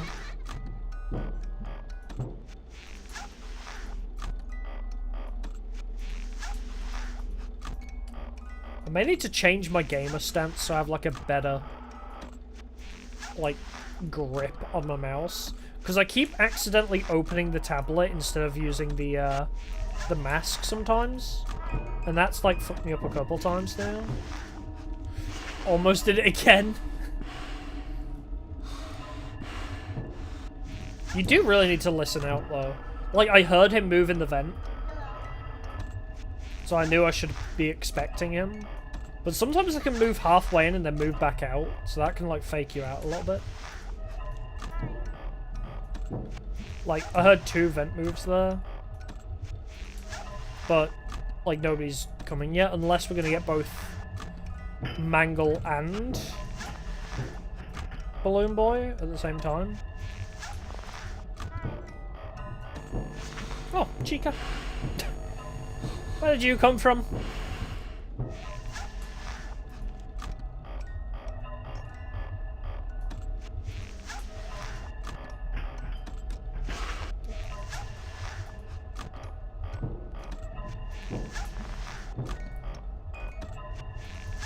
Funny how you have to really focus for Night 5 of this game. Like, Night 6 and Custom Night on this one are actually insane. Like, I'm not even kidding that I felt like I was doing everything perfectly, and I just still couldn't beat it. Yeah. This one's a little bit wild. Night 5's not too bad, but I still do need to focus pretty hard.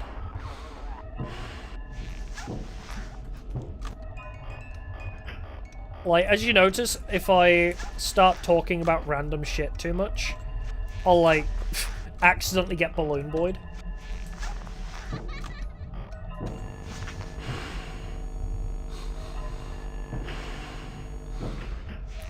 But yeah, that was the other thing I was going to talk about, was all those plushies on the table are not there by default. You get a plushie for each challenge you've completed in this game, and I'm missing one plushie. It might be Golden Freddy, probably. But yeah, all those plushies on the desk were from the challenges I've completed in my time with this game. And yet there's one that eludes me. One challenge I just cannot complete. Oh my god, I didn't expect him to be there. Thank you. Oh, we got a big wind-up. Chica pulled me out of my tablet? Hello? Okay. Chica was not happy with me winding up that music box. That is one thing I do like, though. Instead of immediately jump scaring you, the game will force you to close the tablet to see them. But you have to be very quick.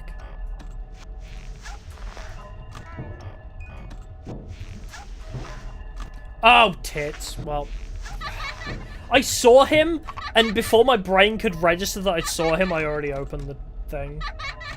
I'm just gonna hold wind-up music box and see what happens. But yeah, so, while we're here, Kingdom Hearts lore. If you want a really good summary of Kingdom Hearts lore, there's the short version or the long lore version. The short version is watch Barry Kramer's A Good Enough Summary of Kingdom Hearts. It's like half an hour, and it's like a really good summary. Or there's the VOD that video spawned from. There's a 7-hour-long VOD where his friend explains the entire Kingdom Hearts lore to him, even though he's never played Kingdom Hearts before. And it's genuinely so good, because hearing some of the stuff get questioned, and as a long-time fan of the series, be like, what? Yeah, that's a good point. Like, for example, in the first Kingdom Hearts, where Sora literally dies and becomes a Heartless, and then through the power of bullshit, he becomes human again, because Kairi hugged him. And then he's like, how does that happen? And we were just like, huh, I don't know, actually. Even the wiki, the official Kingdom Hearts wiki, is like, through some magic powers that Kairi apparently has. So there's a great 7-hour-ish long VOD, I think it was, if you want the entire Kingdom Hearts lore experience. Alright, let's get comfy. I need to get into, like, my gamer stance for Apex. That's what I need. I need to be, like, closer to the desk. Full-on tilted keyboard.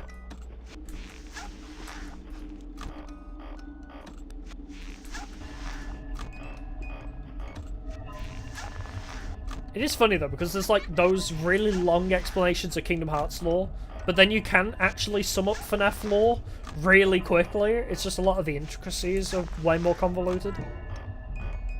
As I said, I saw a complete summary in 36 seconds, but most of it comprised of just William stabbing people and blowing animatronics up.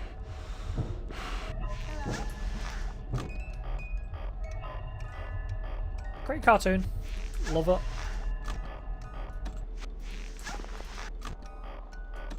Alright, can we beat this night before the 2-hour mark?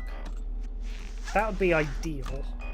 And then we can move on to FNAF 3 with plenty of time to spare.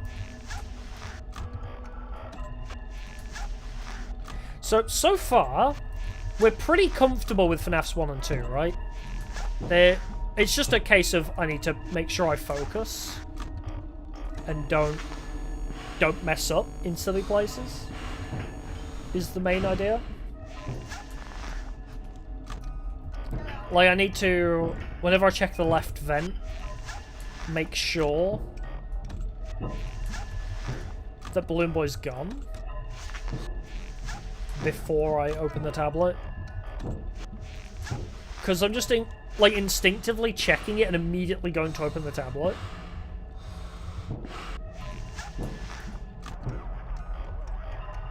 Okay, so Mangle's here.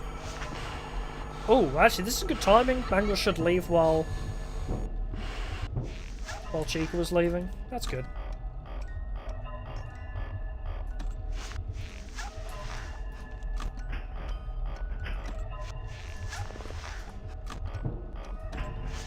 Oh, hello.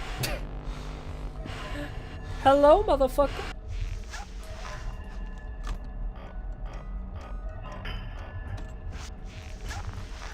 Alright, we are clean. Okay, never mind. Now Bonnie's back, but it's okay, because if he just teleports in front of you occasionally, there's not really much you can do to stop that. All the old withered animatronics really do just kind of choose to appear. Like, Chica. Did we see Chica at all approaching? No. Does it make a difference to her? Not at all.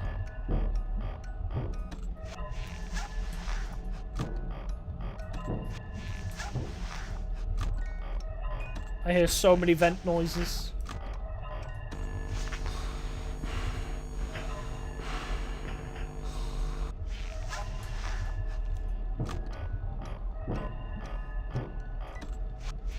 I do like that I've got use back on my keyboard though. The first game my left hand didn't know what to do. At least I could press control with it. Oh, I heard a vent noise, but it wasn't you.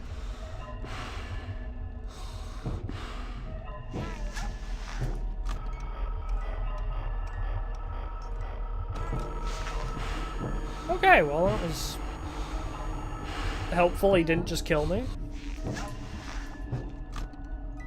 Quickly, the music box! No! Don't cook me out of the music box, you asshole! Stop it!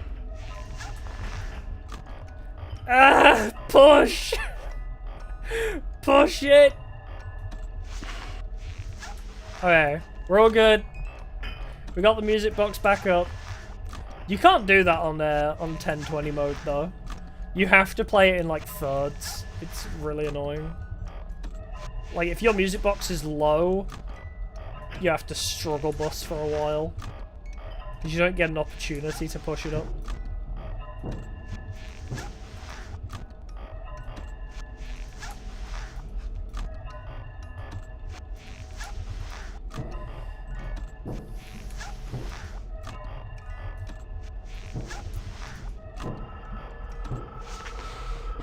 I guess we'll just do that. Get rid of you immediately.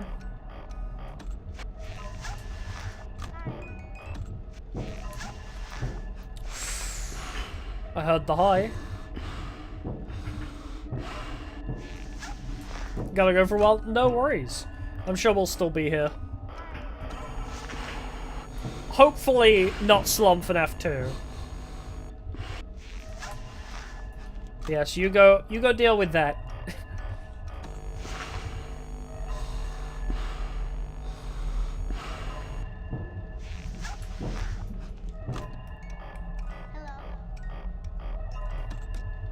Oh my god, I couldn't put my mask on. That was scary.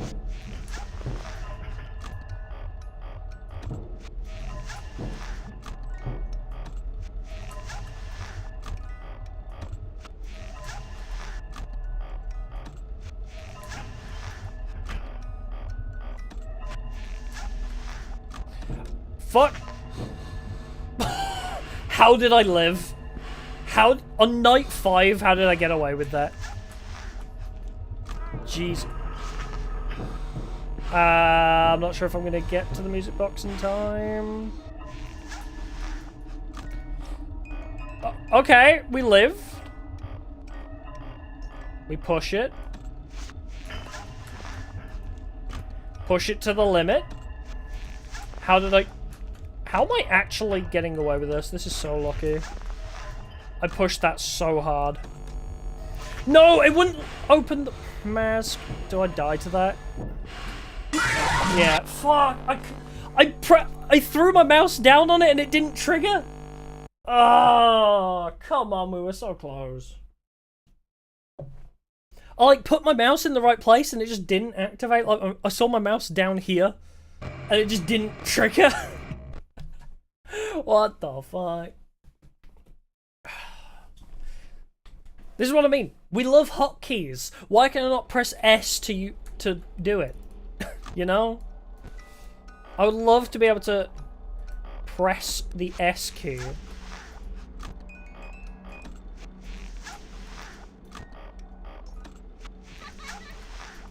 It's why Ultimate Custom Night is really good, because you feel like a real gamer when you play Ultimate Custom Night, because you can just press all the keys and they all do something. But yeah, this one shouldn't be causing me problems. I just need to get my mouse in the right place to consistently put the mask on like that.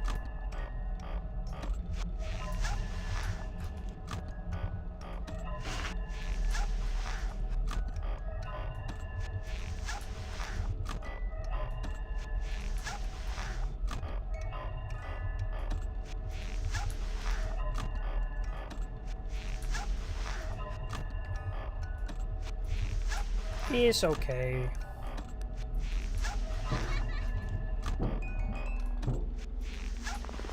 I mean, you know, it's not like we're a million miles away off beating the night. I just need to get it right.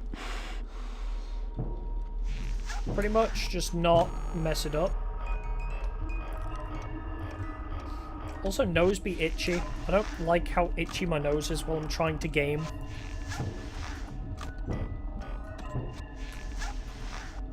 Oh, that's not the right thing.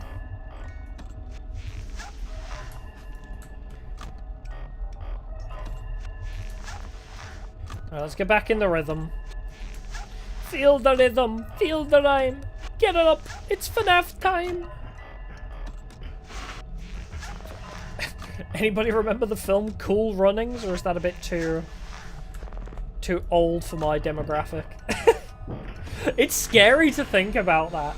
Where it's like, the target demographic for FNAF is too young to remember a film from like the early 2000s or 1990s.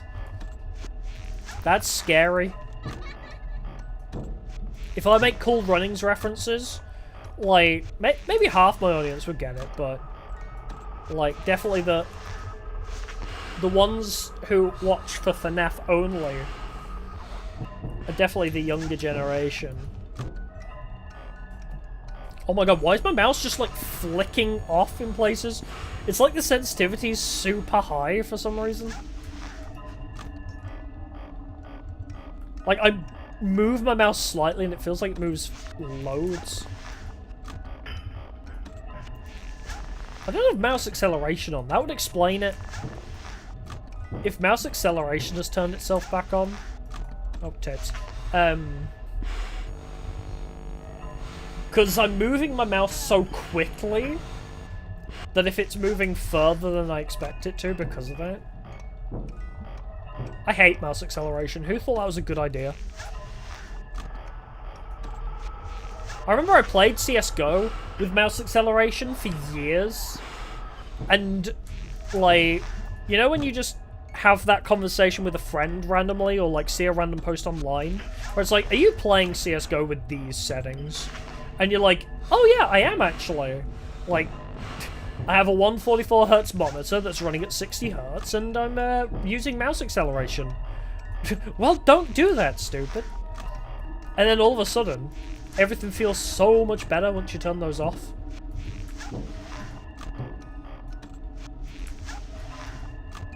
That was a big thing. When I got my 144Hz monitor, I do want a new one, maybe.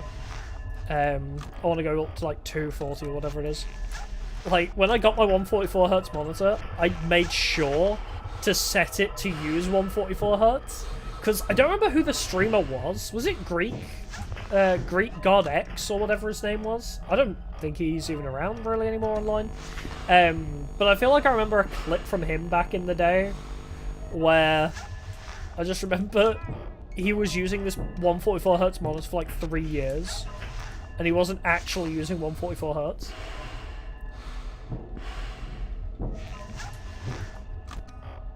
which is wild. Why is it not defaulted to it? Is my question. Alright, maybe I'll focus, because we are at 4 AM.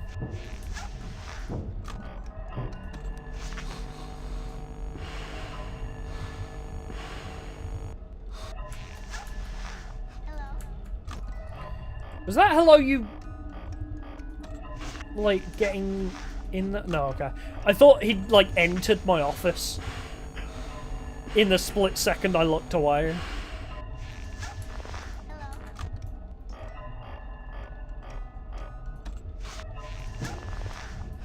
He keeps saying hello, but he's not here. Who is bro saying hello to? Or is he just passing by all the animatronics in the hall and he's like, hello, hello. Hey Freddy, hey Chica. Wow, Mangle left quick.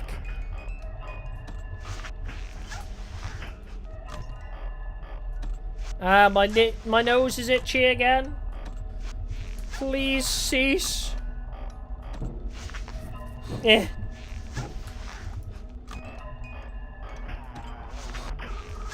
Oh, tits. Okay, well, at least I flashed the hole in case Fox is there.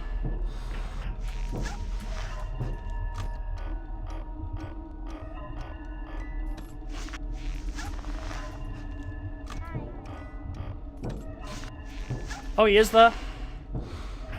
Please leave. Thank you. I can't flash Foxy. Oh, shit, hello.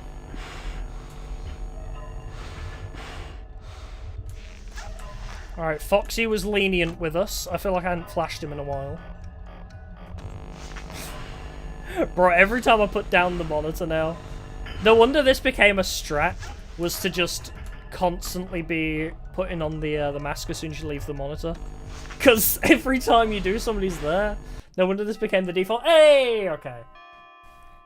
Fnaf 2 done. Should I have set up splits for this? Like, should I have timed how long it was taking us and, like, put up splits? Jeremy! $100.50. Wow, I earned even less than last time. Well, that's Fnaf 2.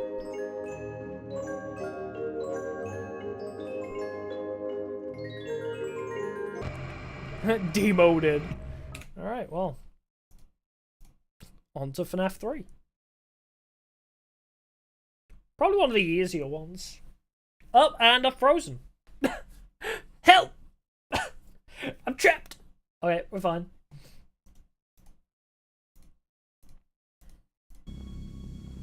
Is it going to load at the right resolution? It is! Alright, let's just hop straight into it.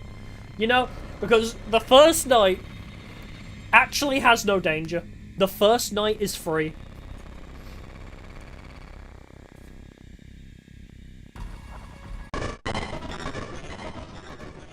Oh man, that noise, holy. I remember this game, everyone was like, yeah, this is underwhelming.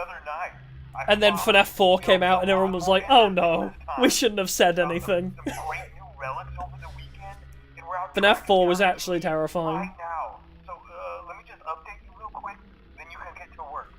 Like, the attraction opens in like a week, so we have to make sure everything works and nothing catches on fire. When the place opens, people I love that. And nothing catches on fire! Because that's a very real possibility. Yeah, you've officially become part of the attraction. You'll be starring as the security guard. So be monitoring the people on the camera as they pass through, you know, to make sure no one steals anything or makes out in the corner. But so it's Cam 5 we love, right? Really we drag to Cam 5 all the time. Now let me tell you about what's new. We found another set of drawings, always nice. And the thing was, you always reset the audio device after every lure, right? Then again, it might just be another crappy cosplay. And we found a desk fan, very old school, metal though. So watch the fingers. Right now the place is basically just, you know, flashing lights and spooky props. I honestly thought we'd have more by now.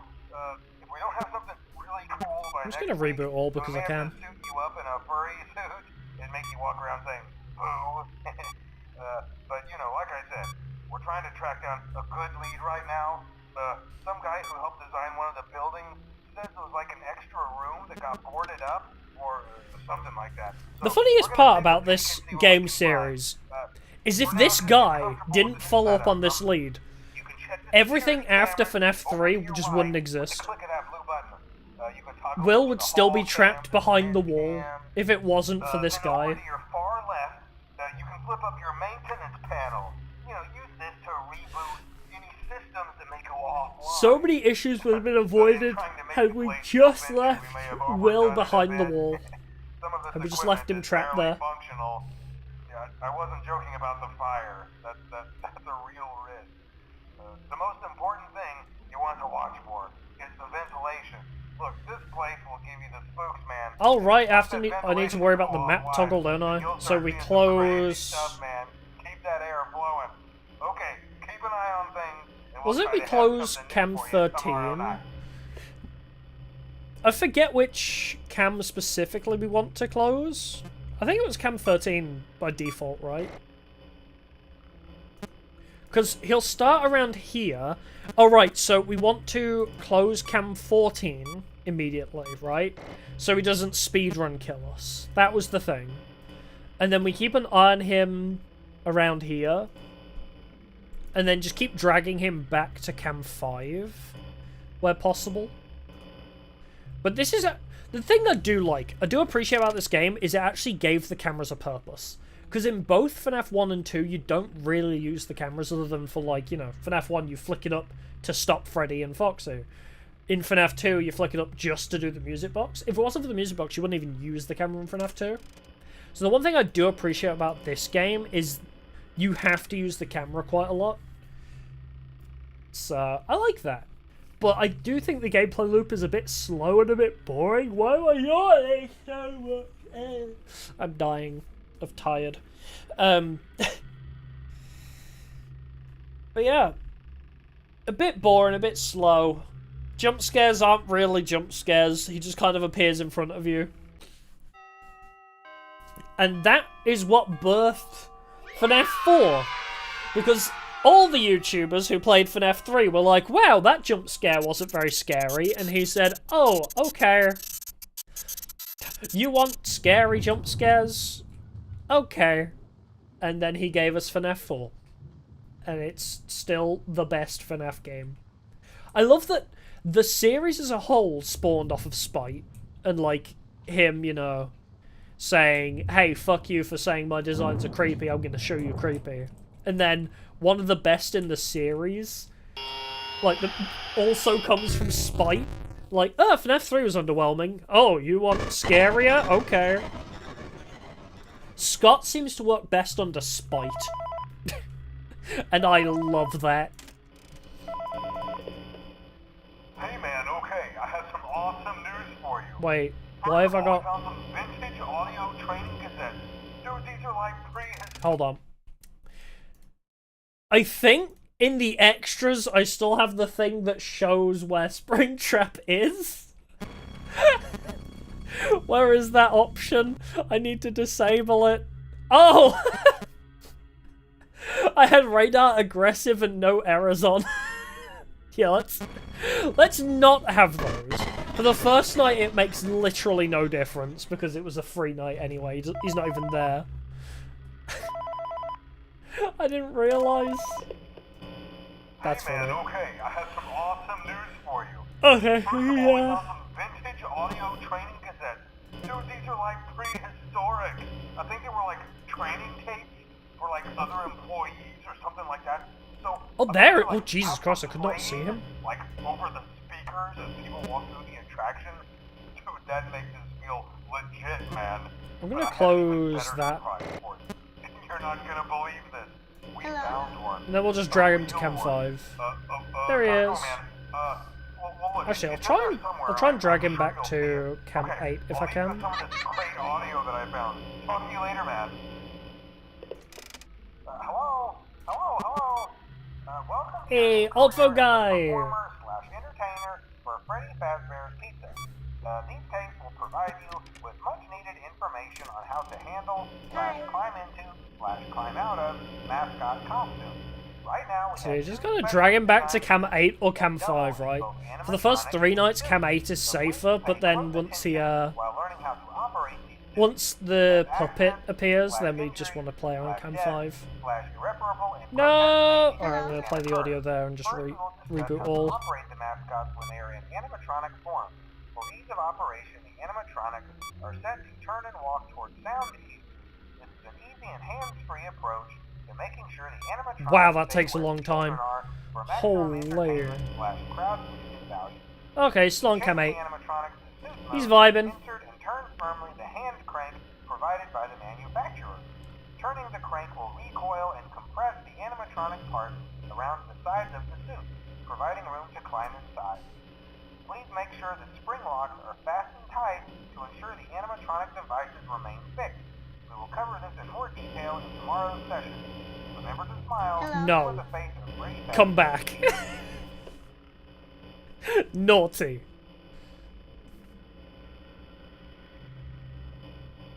And this is the whole gameplay loop of FNAF 3. I do like the lore of FNAF 3, and I love the... Obviously, the design of Springtrap is very cool. I love the idea of, like, you can see some of his human bits underneath, and, like, you know... I don't know, he just looks creepy, right? Hi. Springtrap looks creepy. And I love that. It's like... Aside from Toy Bonnie, like... I think he's one of the creepier animatronics in the whole series. Because he's not even really an animatronic. I guess that's also part of it. It's like very uncanny because he looks like a robot but he moves like a human. So that's very uncanny valley a little bit. Hi. No, come back here. Where do you think you're going, mister? Maybe I should block this one, then.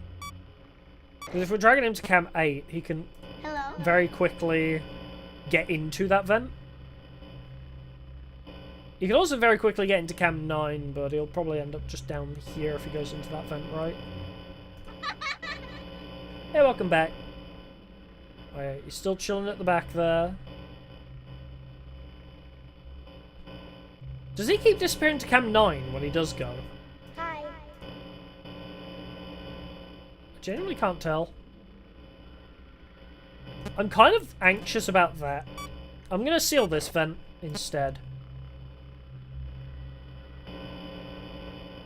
Hello. Play the audio. See, I'm just too... I know when it does the static, it means he moves, so I can lure him back to the space. Even though I can't see.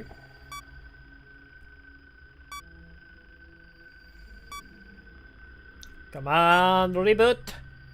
I gotta go find my boy again. Hi. Is he close by? Oh shit, he's not. Where's he gone? Cam 2? Hi. Come back, please. Yeah, he's back there, okay. So, wow, he moved quick. Hello. Bro was not messing around. I went to go fix audio for like 5 seconds and he's immediately effed off. Hello. No, you come back here. Oh, yeah. We need to use children to lure this pedophile. So, that... Every time we play the audio, it lures him to that room. So... That's why all the creepy... You're gonna be hearing a lot of hellos from Balloon Boy there. Unfortunately. Oh, he's still there. Oh, he moved off. Yeah, the whole gameplay loop of this game is playing audio to keep this guy away from you. Okay, I think he ended up back there. But I can't see shit, so I don't know.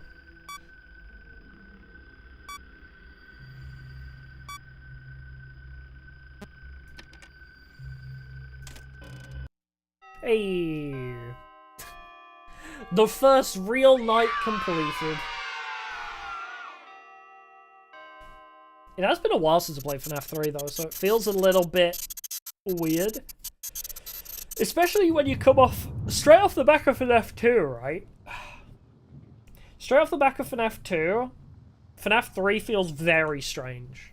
Which animatronic? It's just Springtrap, and then there's occasionally phantoms as well. This is just lore, basically. William Afton's disassembling the animatronics. This in-between night lore is a little bit lackluster until the final night. But yeah, in the actual nights, all we have is Springtrap, aka William Afton. And we just need to keep him away from us, wherever he may be. For today's lesson, we will be continuing our training on Springtrap is William Afton in the animatronic suit that, like, locked him, basically. Oh, there he is. All the audio tapes are basically talking about the spring lock suits, and William Afton got into a spring lock suit and it clamped around him. So he's trapped in the suit. He should be dead. By all logical means, he should be dead. But he's not.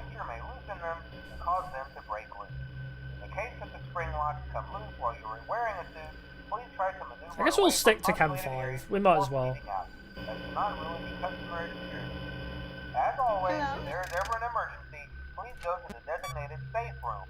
Every location is built with one extra room that is not included in the digital map layouts programmed into the animatronics or security system. Please! This room is hidden to customers, invisible to animatronics, and is always off camera. Yeah. The short term of what Springtrap is he's the one that always comes back.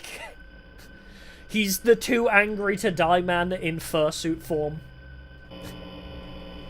So not only is he a murderer, but he's also a furry. We have to be careful of him.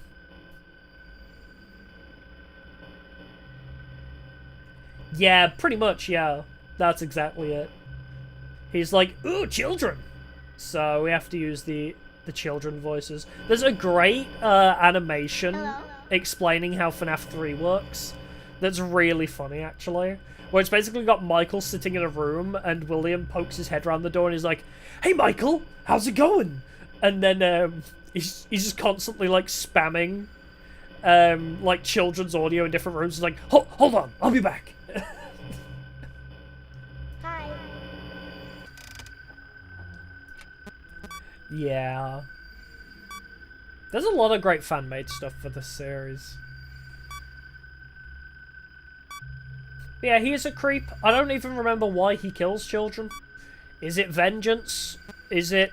I think the leading theory on why he kills children is because it's meant to be him...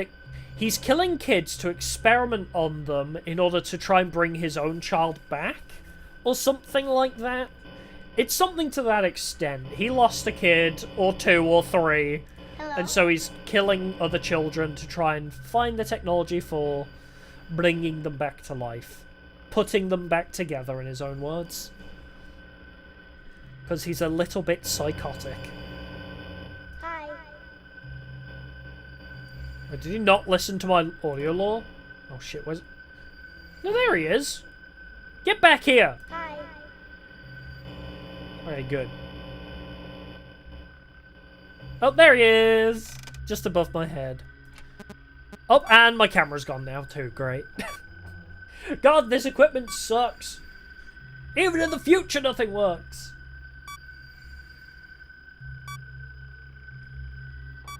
He's gonna be, like, right outside my door by the time this is finished, isn't he?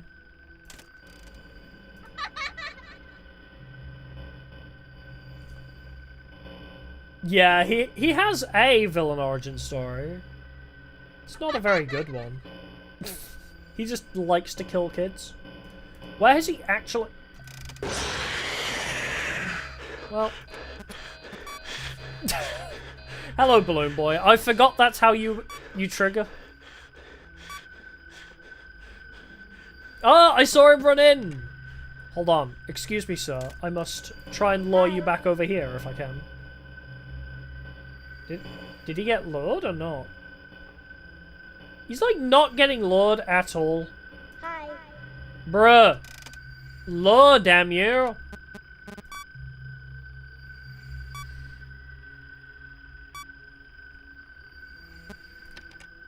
Yeah, I know you're there. So go to Cam 2. Bruh. Or maybe you can hear it through the wall. Maybe I can get him to Cam 5. Go! Leave! Leave me be! Hi. He's like... He's there, but also not at the same time. Like, what? Where is he? What is bro doing? Hello. Is he on cam 1? Okay, I think he's on cam 1. He is. I've lost my audio, though. Time to die. You can counter him at the door. It's very difficult, though. It's insanely difficult. Like, yeah, so if I move now, I die. So we kind of have a bit of a staring contest and pray it turns to 6 AM before I start hallucinating. But, hey. How's it going, buddy? You having a good day? You just want to hang out? You want to chat about the good old days? Hey, do you mind if I don't hallucinate? I'd really appreciate that. Oh! I stared at him and was like, well, it's time to clock off. Well, time to leave. I love the appreciation as well, like, he's like, oh, it's 6 AM? Don't mind me, sorry. Like, he leaves. He's like, oh, sorry, don't mind me. Yeah, very awkward. Not the chicken nuggets! No!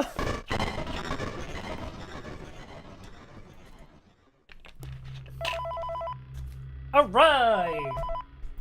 Nightfall! Where is he? Hello. The boy. Been a slight change of company policy. I'm gonna try and keep him around Cam 8, because Cam 8 is safe for me. After learning of an unfortunate incident at the sister location involving multiple and Sister location, he said?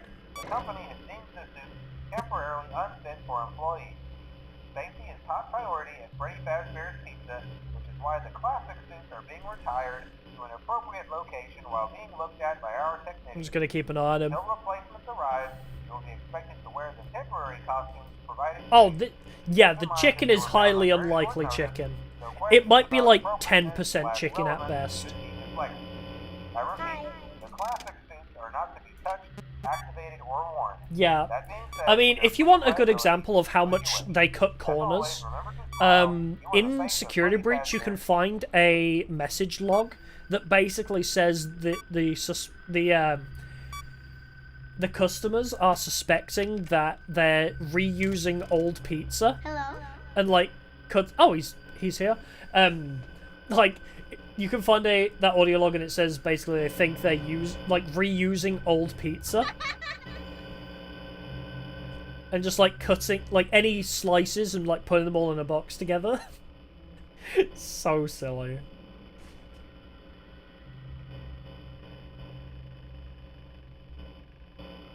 Yeah, it's pretty bad. That's the 1980s for you.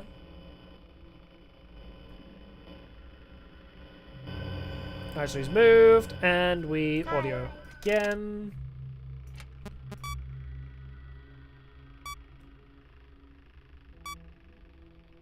But yeah, I don't know. I don't like the gameplay loop of this game. A lot of people say Pizza Sim has the worst gameplay loop, but I think this one's worse. At least Pizza Sim, you can get it over with pretty quick. Oh shit, has he done a runner? Oh, tits, where's he gone? How far's he ran? Bruh! Oh. Okay, I guess we're not going back to Cam 8. Alright, where has bro actually gone? Bro's done a proper runner.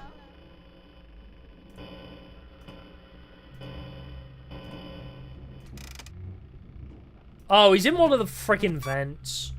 Which vent did he get in?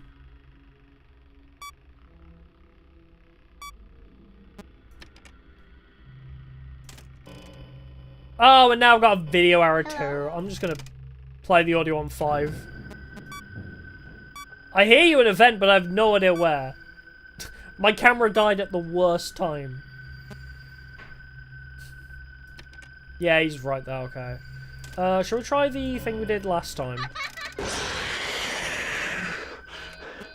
So I drew him to cam 1. Nah, it didn't work. Because Balloon Boy was right there. Man.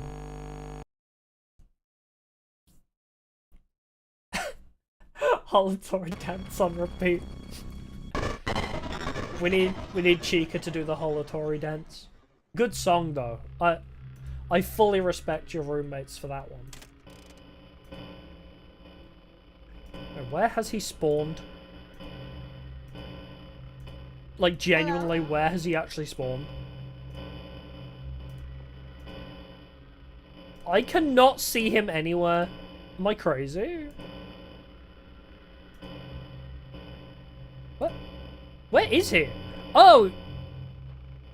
Is he there? What the? Hi. I didn't hear him get an event though. Was he just speed running straight to my office? Like, genuinely, I could not see him.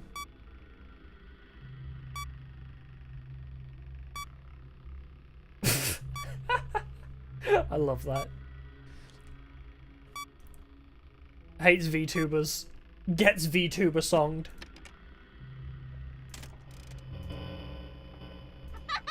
Where? I genuinely don't know where he's spawned at all. Like, I don't know where he starts. Well, he can start really anywhere. But why he's specifically just completely absent, I will not know. Oh shit, that was not intentional. Hey! How's it growing?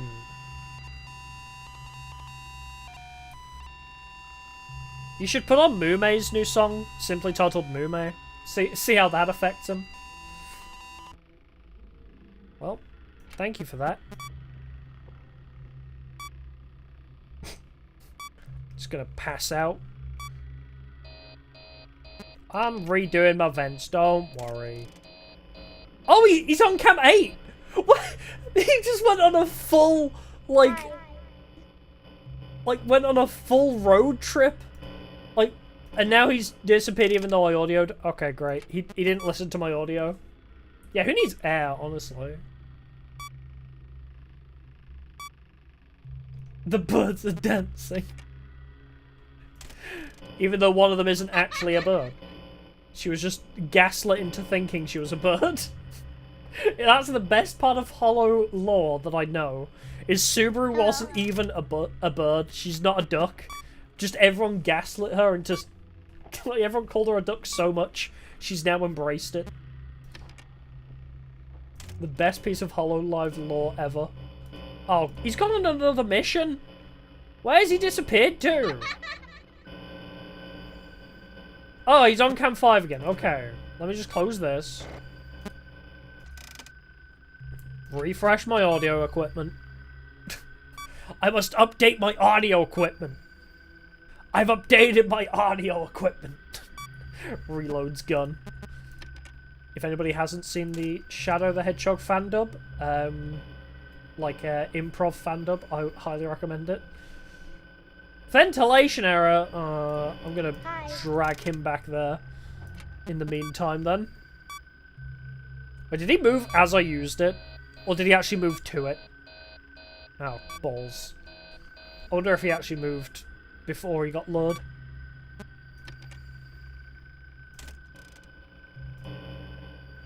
Hello. Hey, where'd you go? I don't see him. The camera moved, but I don't see him.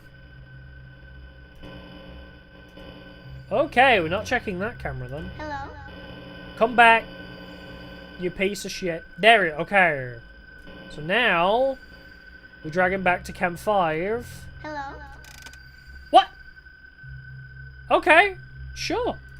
You weren't there before, but also I don't know why you attacked me. I wasn't looking at you.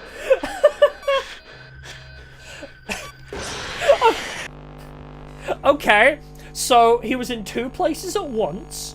I wasn't looking at Freddy and he attacked me. This game. I swear to God, this game sometimes is... It's something.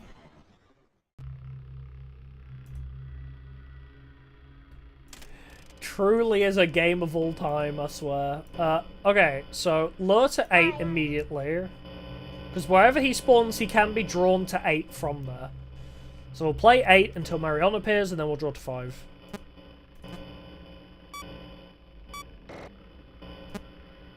Oh, he moved up slightly in Chem 8. Love Callie's music? Me too. I haven't listened to a new one, though. Oh, yeah, she does have villain vibes. If you like Callie's music, you should listen to Monarch's music as well if you don't already. Because they both have a similar vibe. Oh, hello, Foxy. They both have a similar vibe, and they also... Any song they collab on is also really good. I think they even did a song together called Villain Vibes. So... But yeah, the only thing I know of Callie's new song, which was like a collaboration with... Hello? Metal Gear Solid, is Fuwaboko doing the sneaky, sneaky, sneaky, sneaky part.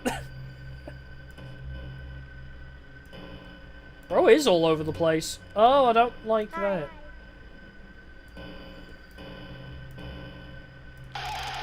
That's a mangle.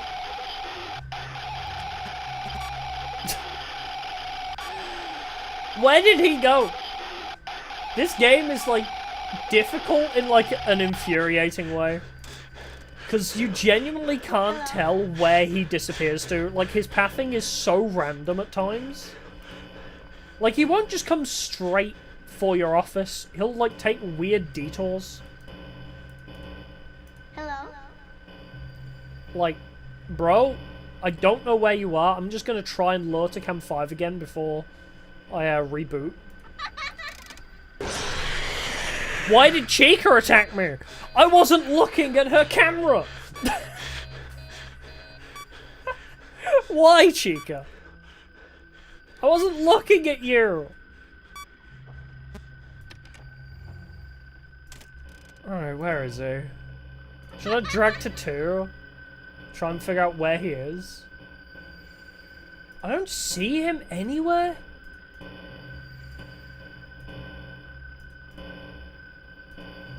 Oh, there he is. Hi. Could I drag him back here now? No. Alright, drag him to the exit. Hi.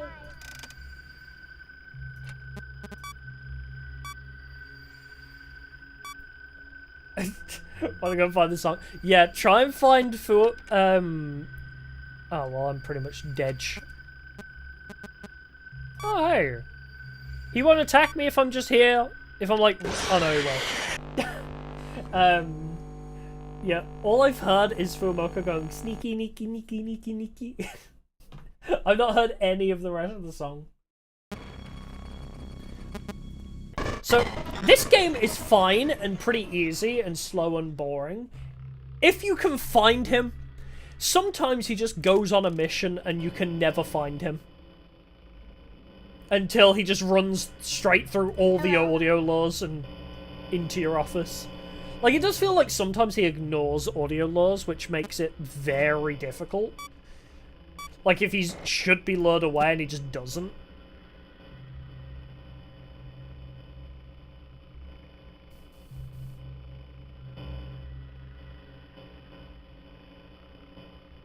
The second you move, I'm playing this audio. Don't test me.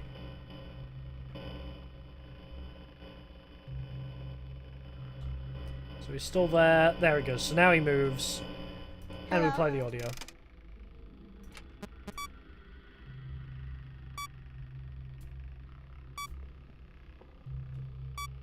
And let's see if he actually listened to it, or did he ignore it? Because sometimes he just double moves. I think that's why he ignores it. He'll like move and then move away. Hi. Like move too far out of the range of it. Okay, so he's back. So we can chill here again. It's also interesting about this over the other ones as well, because he's actually hard to see in the cameras, so you actually have to look for him a little bit. Like on all the others, they're pretty in the camera. Like, especially some of the Fnaf 1 ones. They just put their face in the camera. But sometimes, like, Springtrap will hide a little bit, which I do appreciate. But it makes it very hard to track him sometimes. Alright, we'll do one more audio low and then reset. We'll probably have to reset the video as well, to be fair. Yep, what a surprise. But he's moved, we audio, and we reboot all.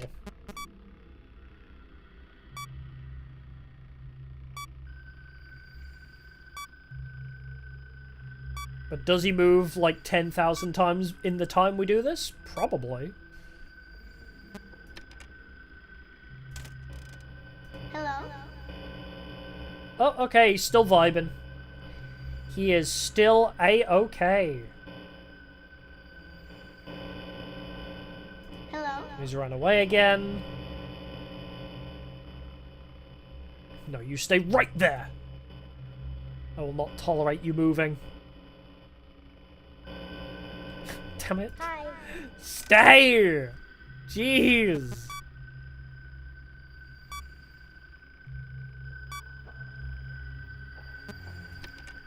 It is funny because a lot of people say that Fnaf 3 is one of the easier ones. Oh, he's properly gone missing, hasn't he? Oh, he's here now. Hello. Try and drag him back there then for now. A lot of people say Fnaf 3 is one of the easier ones, but because I feel like this one relies a bit more on RNG, but it's also proven by Scarly Onaguni. She was doing this whole series of trying to beat all the games in a single sitting. Not all of them, but you know what I mean. Like, beat FNAF 1 in a single sitting, beat FNAF 2 in a single sitting, that kind of dealio she was trying to do. And FNAF 3 was one of her longer ones. Did he not get... Oh, he just randomly decided to move again? God damn it. Alright, well, he should be... Yeah, he's on cam 5. Bro can't just chill for a sec, can he?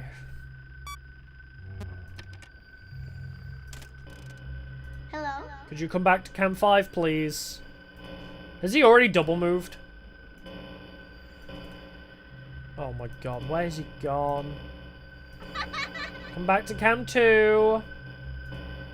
Alright, then I'll try and cam 5 him before I reboot all again. Hi.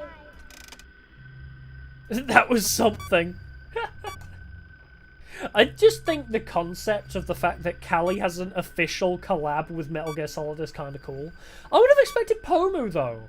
Like, genuinely, I would have expected Pomu to have the Metal Gear Solid collab. Like, I know Callie's the music person. Hello. But still. Like, when you think VTubers that are into Metal Gear Solid, Pomu has the brain rot. Oh, he's back there. Okay, good. We'll keep an eye on him. Hi. Drag him. Alright, he's back on cam 5. Let's go. We chillin', we vibin', we thrivin'. And he's gone again. And he's back again. You stay right there, mister. Oh, I can't see. Hello. I'm just going to play the audio and reboot. Even if he does run straight to our office now, I think we're okay, because it's 5 AM. Wait, which vent did he go in? I heard him climb into a vent. He didn't go into the fucking cheat vent, did he? Oh, yeah, he hit his head. He went into the vent I closed. That's good. Hello. I think he just went into the same vent again. dumbass! Didn't you realize that vent is blocked? You silly? Aw, what a silly little boy. Is it Foxy time? Yar! Ya win some, ya lose some. Yar! I love Foxy in Ultimate Custom Night. Ultimate Custom Night Foxy is just gacha, and I love that. Like, every time you want to click him to get something out of him, you're always running the risk of just straight dying to him. And then he taunts you for taking the gamble.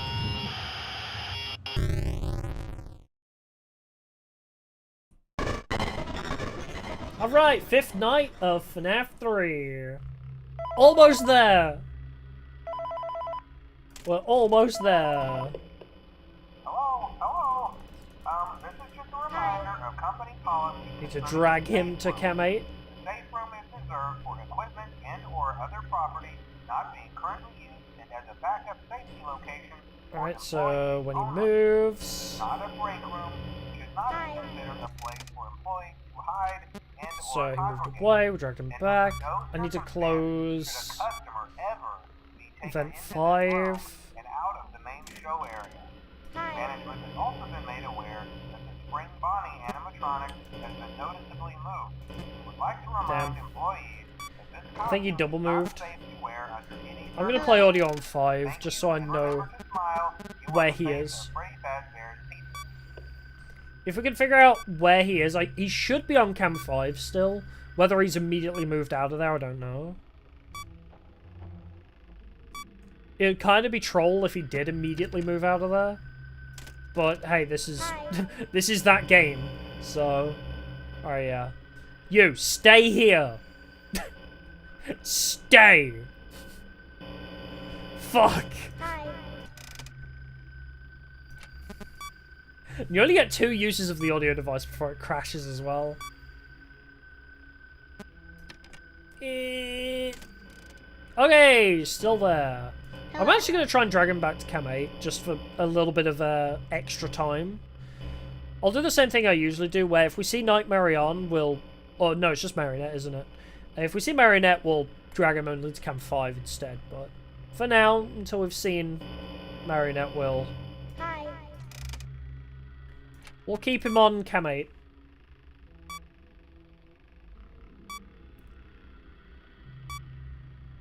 Beep, beep, beep. Beep. Man, this is slow. Yay. Hello. What? So he was on Cam 5, but he ignored my audio load to Cam 8. Hi. Did he just double move? Like, I saw him on Cam 5 after I tried to pull him to Cam 8, and then he just wasn't in there. Bruh. Where are you going? Hello. He's in a vent. What? Why are you there?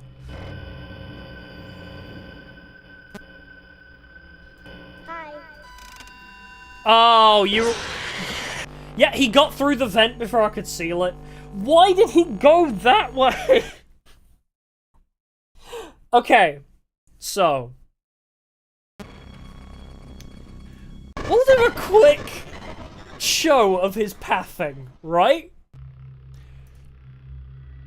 Hey, Sonny. So, he was here on Cam 2. He decided to go all the way up to Cam 9 to go into this vent.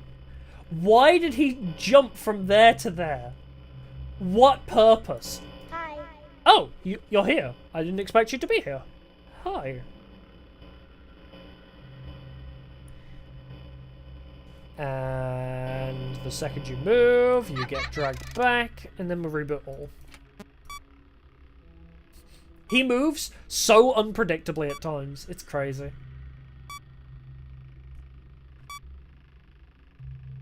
And also, sometimes you just can't lock the vent in time as well.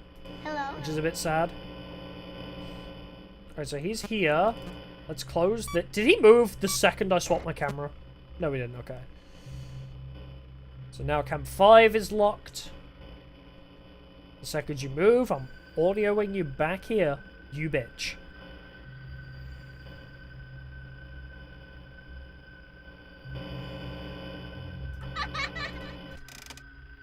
And reboot all. Because it doesn't feel like it, but this is actually faster than doing them individually.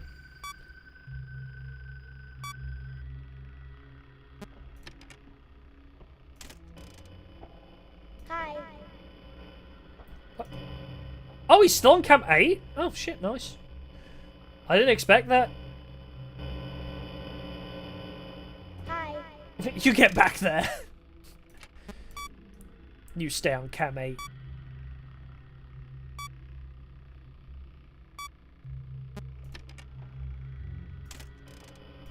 No, come back to cam 8. It's a party here. Chill with me. Oh, left again. Oh, hello, Foxy. Say, Foxy. I love how Foxy is just like almost a death sentence. It just forces you to reboot all. And also, every time you blink like this, Springtrap gets a free move. So, that happening... Oh! Springtrap respected it, though. Springtrap saw I got jumped by Foxy and was like, Ayo. Don't worry, bruv. I got you. Oh, did he double move? Where did he go, then? Are you... How? Did you see that? He was on cam 8 and then suddenly he was in my room. What? Hi. Are you for real with it? Nah, that's crazy. He was on cam 8 and then suddenly got here, even though cam 5 vent is closed? Huh? How? I had him on cam 8 and then he was just like, nah. He just he must have ignored an audio law and double moved into the vent, maybe? Oh. This one's just annoying. Like, it feels so hard to follow him sometimes. Alright, cam 8! Wow, I didn't even need to play the audio and he came here. Epic. Right, stay. I'm watching you, so you better stay. Oh. Boo! Come back! Then the second it statics again, we press it again. Unless it's a double move, in which case, I guess it's just game over anyway. Hi. Yeah, it's when he ignores audio laws and double moves. Those two kill you.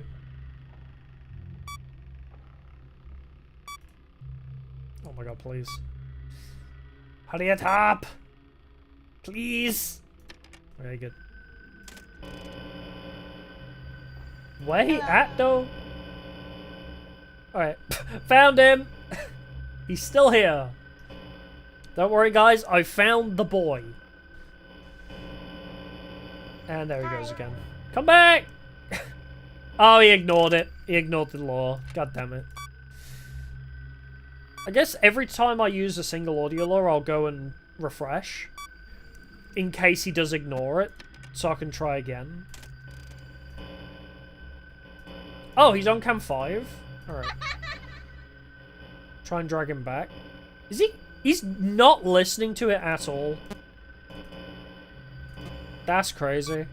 He actually won't listen. Hello. I'm going to play audio on 5 just to try and hold him there while I reboot.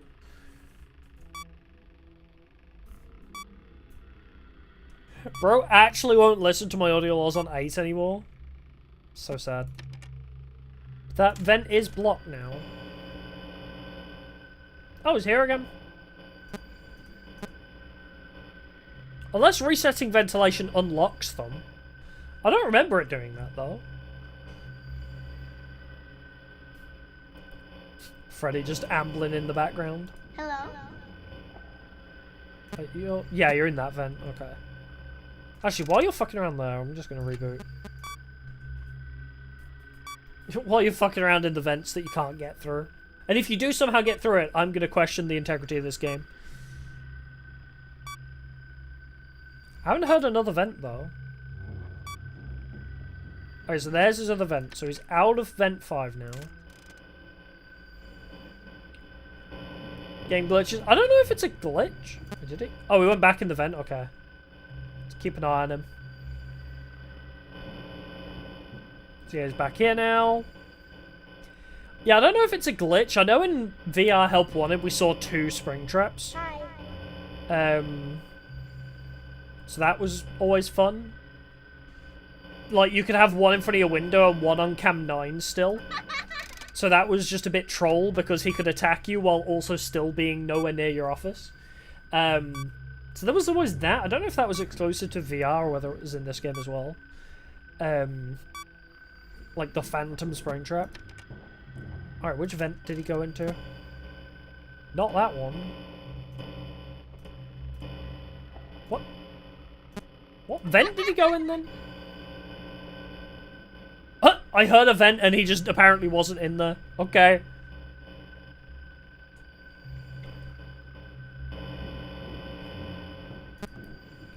Hey buddy, how's it going?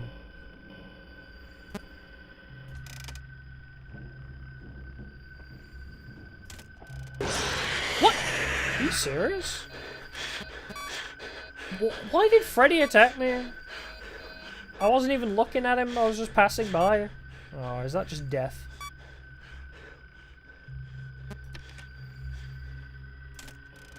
Oh, no, he's chilling on 5. Hi. Come back! Don't leave me!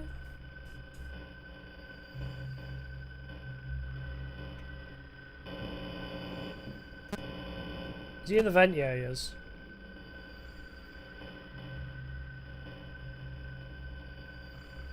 Oh my god, the fucking video error every time. Hello. I'm just gonna play the audio lore on 5, even though he shouldn't have gone anywhere other than back to 5 after leaving the vent. I'll still throw it in there, just in case.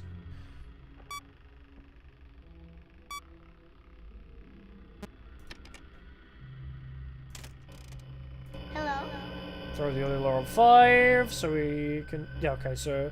I think it was on cam 2.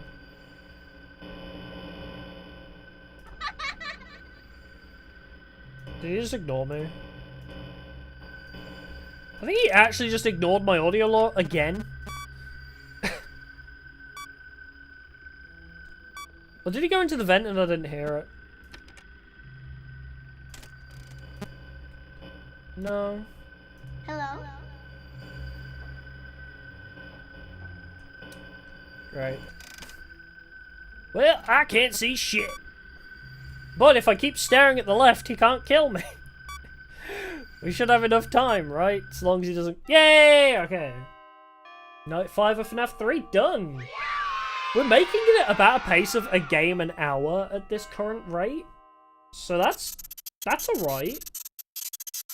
We could probably do them in 45 minutes per the first 3.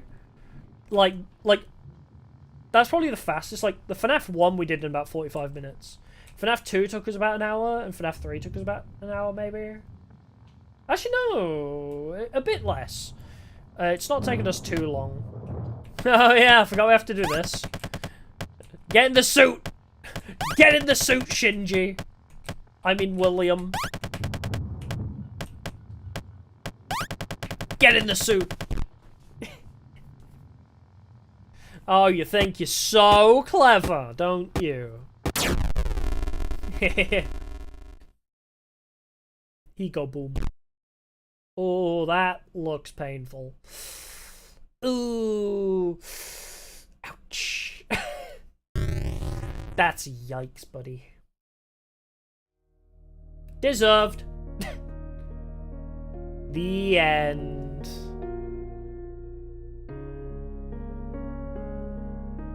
Wait, the lights are out? I thought lights out meant good. Is it because I've already done the true ending? Oh my god, this piano goes hard though, actually.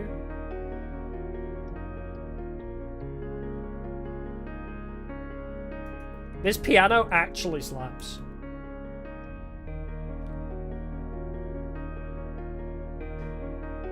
Yeah, so the lights are meant to be on. I guess it's because in this save file, I've still... It remembered that I did the Happiest Day minigame, even though I started from new game. Well, I guess it remembers. That's cool. We get sick piano. I think I've done everything in FNAF 3, actually. I did Nightmare Mode, didn't I? Oh, the only thing I haven't done is aggressive Nightmare Mode, but... Yeah, if you do Happiest Day, the spirits are free and the lights are off. Yeah, yeah. So, I guess it's because I had already done it, just not in this playthrough, I guess. Alright, well, I'm tabbed out. Oh. I thought I got added in the Dark Deception speedrunning server. I thought somebody was going to challenge me, but no, it was just some... I got at everyone in the Dark Deception speedrun server. Sad. I thought somebody was challenging me again. I thought I had a reason to return to Dark Deception, but no. We good? You gonna... Oh, right, FNAF 4's weird like that, isn't it? It doesn't like that. We'll try window capture instead. Yeah, window capture works, game capture doesn't for this. For some reason.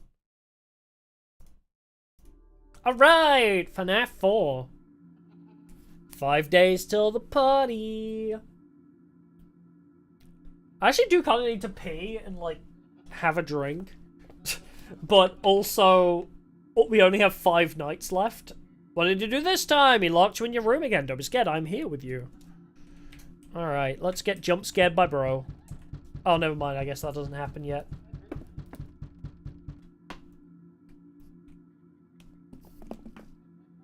Tomorrow is another day. I remember. Alright, now this one, I may actually up my own audio a little bit for this. Because you need audio so... Wait, do I still have the cheats on? Oh, I don't? Okay.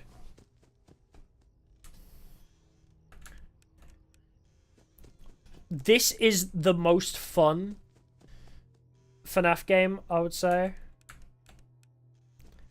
God, I wish it didn't give me the tutorial, though.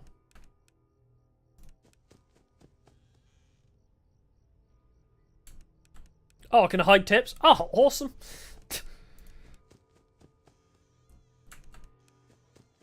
Oh, this is so different. This is my favourite FNAF game. Outside of... I don't know. I'd say Ultimate Custom Night and FNAF 2 are fun. But this is my favourite because it's fun and atmospheric. It's so atmospheric. Because I talked about this when I streamed it initially. I remember this from my highlights video. I talked about how atmospherically this game works so much better because we've all, or, you know, 90% of kids have imagined, like, the monster down the hall or in the closet or under their bed, right? And this is that in a game. So it's the whole concept of, like, you know, check the bed, check the closet, check the hall, make sure there's no monsters about.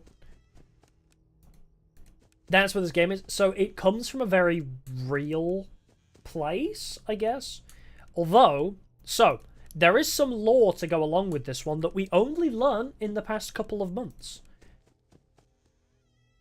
Oh no, this ain't a back alley kid's pizza joint. So, for the longest time, we thought this kid was one of the kids that got bitten, and so he was in hospital, and this was his nightmare, right? The animatronics are called nightmare animatronics in this one. So everyone thought it's a kid having a nightmare, hence, you know, like the check under the bed, check the closet stuff. But what it actually is hallucinogenic gas. So a bunch of kids got kidnapped by William Afton, and were forced into like an experimental chamber. So all of this is a hallucination. He's imagining he's in a bedroom, I think, or maybe the bedroom's real, but he's hallucinating that these animatronics are coming to kill him. And yeah. That is the plot of this game, is we are a child getting experimented on.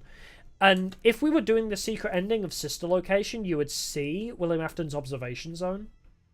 Because there's a point in Sister Location during the secret ending where if you input a code into a keypad, you you can see this room on a monitor.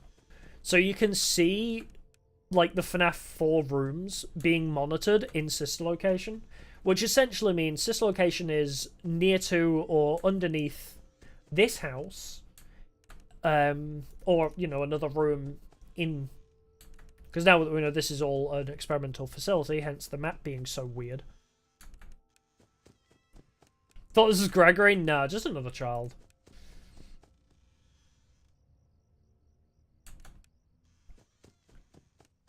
But yeah. So, the gameplay loop of this one is check for Freddles on the bed. There'll be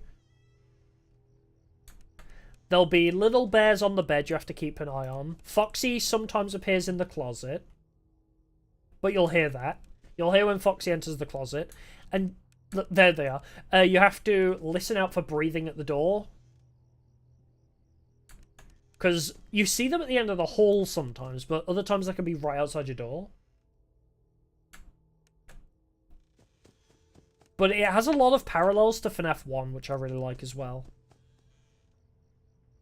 With Chica coming to the right door, Bonnie coming to the left, and Freddy just being omnipresent. And Foxy running into your room. There's a lot of parallels. But yeah, the lore of this one is just a kid having nightmares because he's being experimented on. So, that's fun.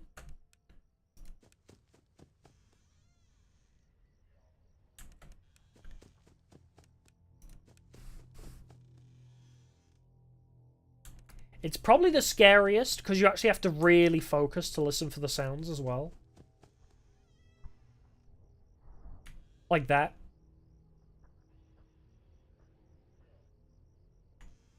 Like, I don't know if you heard it, but did you hear the noise? If I had flashed my light down the hallway when that noise was playing, I would have died. And then you have to listen out for footsteps to make sure they've actually left the door as well.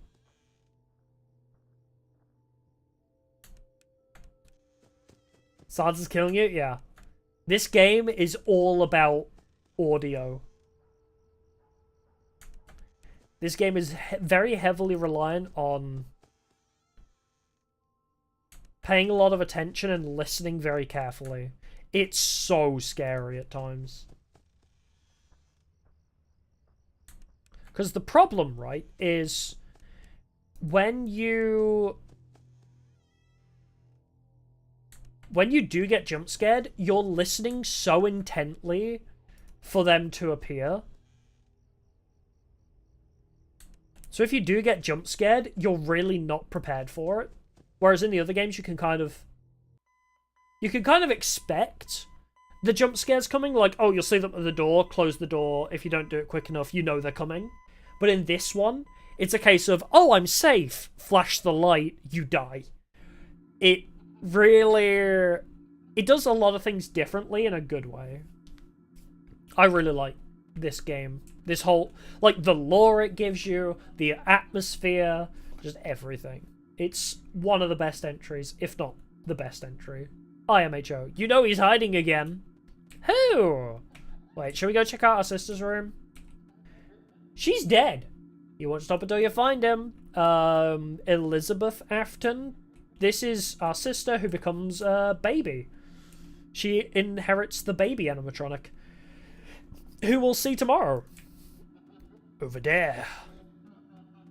Oh, is he behind the TV? and he's flipping us off like an asshole. That's Michael Afton. You know, the guy I've been playing as for the first 3 games? That's him as a child.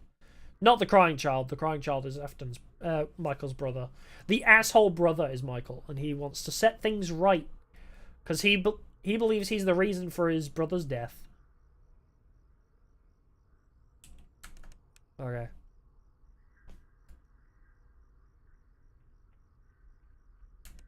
Oh, he didn't get off in time.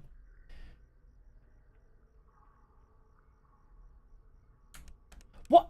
He's not moving! I hear him stop moving.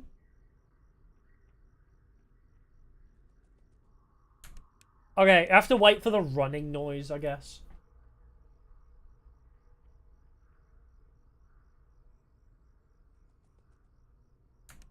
Yep.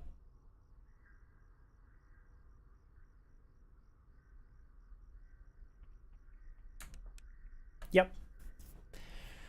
You have to pay so much attention for that. So it's run, run, fake, land. I think that's generally the... generally the pattern he takes.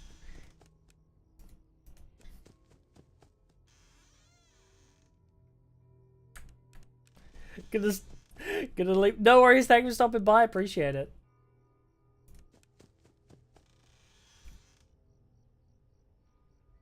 But if you're good at that minigame, it actually makes this even more speedrunnable because you miss half the night. Or maybe like the first third of the night. We're at 2 AM. Oh! I saw the IV bag. That's rare.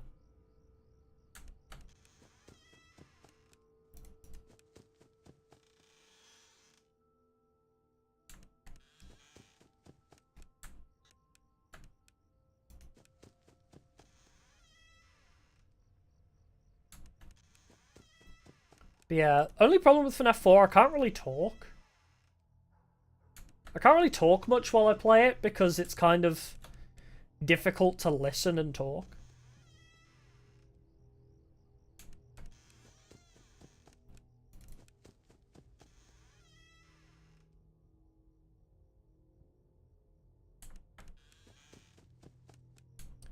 I think the time was about 4 seconds, was it, for them to appear?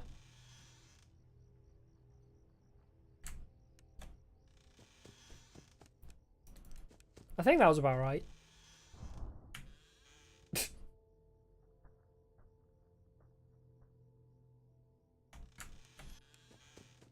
So yeah, if they haven't breathed in your ear in 4 seconds, you're okay.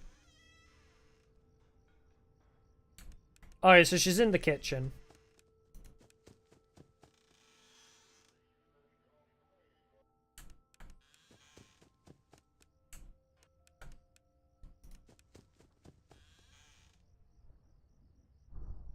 Yep.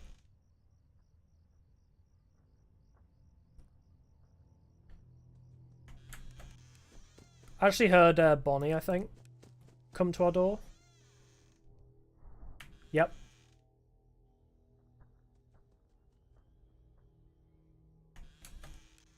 Like, I heard the footstep very briefly that he appeared at the left door.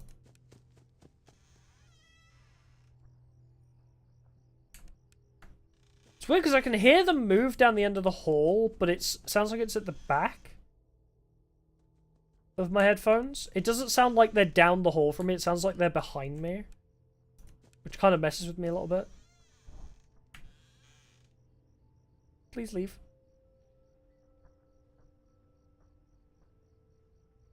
Okay, good. Very epic.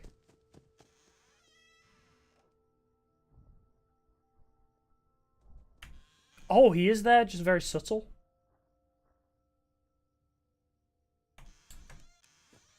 That was odd. Like, he didn't do his normal breathing, it was, like, very staggered. Did Foxy get in right at the last second? He did! Sup, bitch?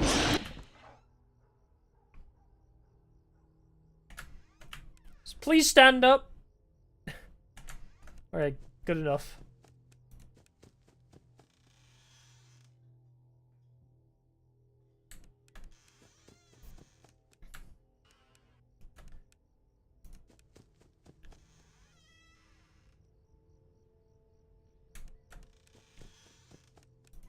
Hey, okay. Night 2 done. Whew. This is quite a difficult one, to be fair. It's, I guess, not difficult, it's stressful. And sometimes you can just have no chance of victory. Like, if you get both attacks on, like, a door aside, you're just screwed. He knows that you're here. You're right beside the exit. If you run, you can make it. Hurry, run toward the exit. Okay. It's too late. Hurry the other way and find someone who will help you. Know what will happen if he catches you. Run away. You can find out if you can get past them. You have to be strong. No. Purple man putting in bunny suit. Important lore. Tomorrow is another day. Right, I need to pay attention. Because I could skip 2 whole hours, which is crazy.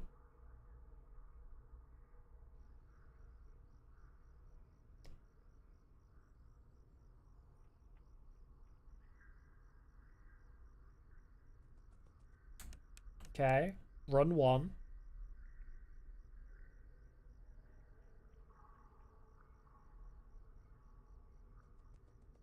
Run 2.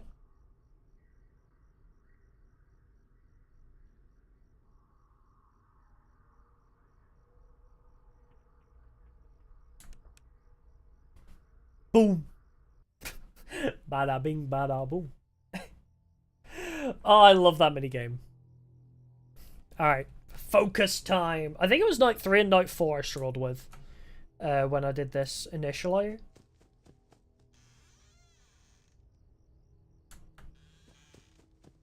The longer we can hold Foxy out as well, the better. What? He didn't breathe! For so long! Wait, I was holding at the door, and then the second I fucking tapped it, I heard the breathing start. He waited 3 or 4 seconds to breathe, are you serious? I hate that they fucking bait you out like that. He was so fast to get to that door as well. Like, I didn't expect him to be there the first time I checked that door. Bruh. That's so sad, actually. We lost our 2-hour buff because he didn't breathe.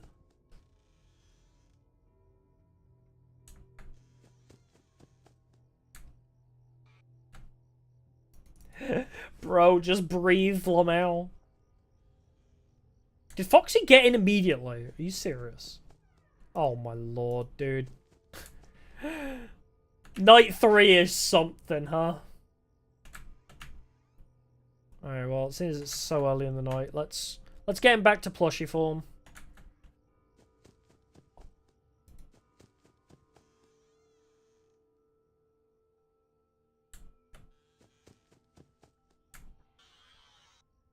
I think Chica just got to my right door.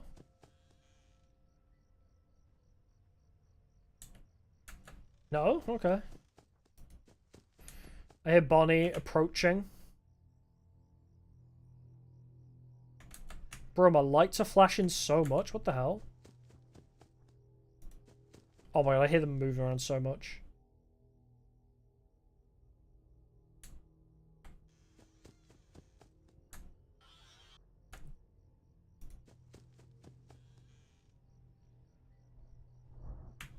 Oh, it took like 3 seconds.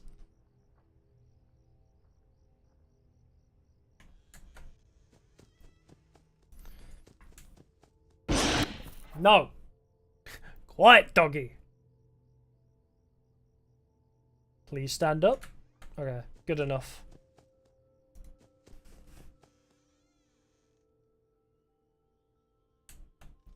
Oh, they're getting angry on the bed. I can hear them.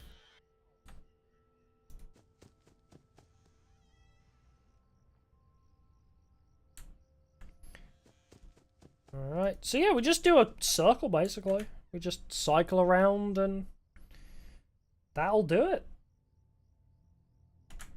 Oh, straight to plushie. Epic.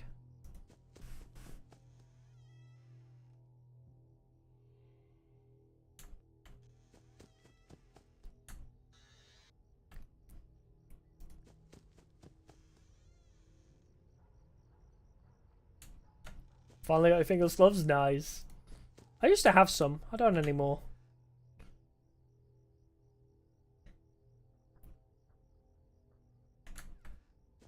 Alright, Foxy's being chill with me.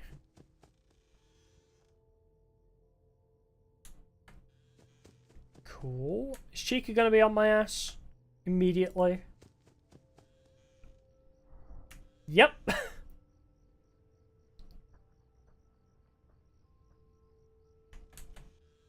Cool. Thank you, honey. And he's back on all fours. Stand up, bitch. Okay, good enough.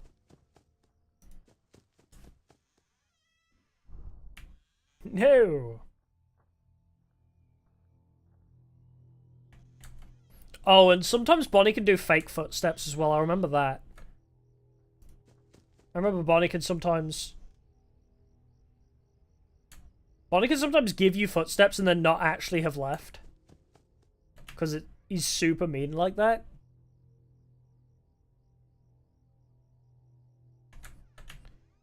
I'll push him back to plush, actually. Because I don't think we're in any immediate danger.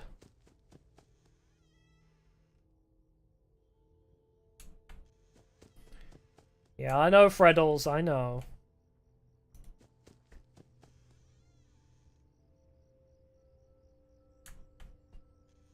Epic. Okay, you're not down on the ground at least. Let's try and get you back to plush form, just for that extra bit of security.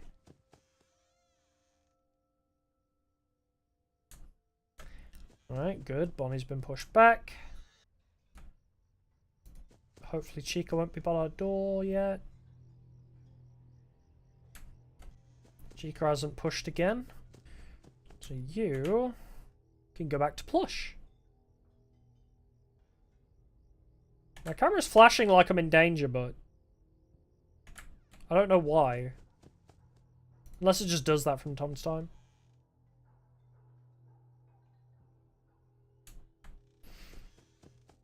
I think I hear the kitchen, actually. I think Chica's chill. Never mind.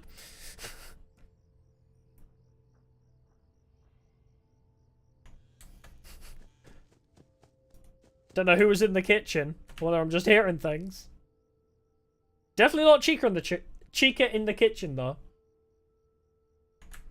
Oh, shit. Plush form immediately. Epic. I think Foxy is the main danger, because he buys the animatronic so much time.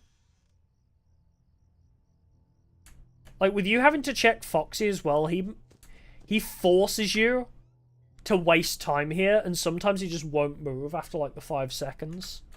It's like, you're standing up now. But sometimes he just won't move, which causes major issues. Nice. Okay, night 3 is done. And remember, night 5 is actually, like, way easier, right? I think it's night 5 is full-on Fredbear, which basically means just check door and immediately flash. So night 5 is actually the easiest. This is the hardest night.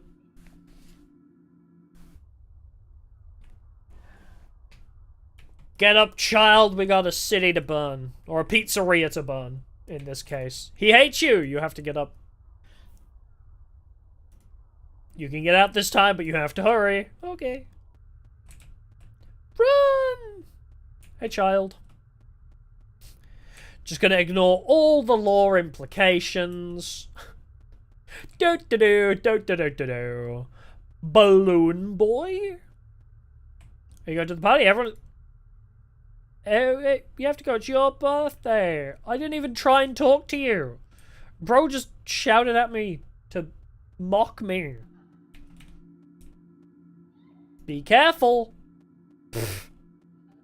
Don't need to tell me twice. Hey, bro. Oh, those jump scares.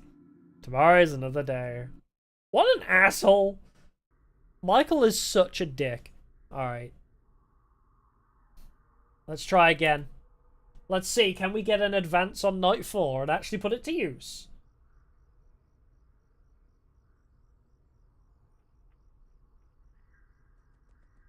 Alright, so there's his first run. There's his second run.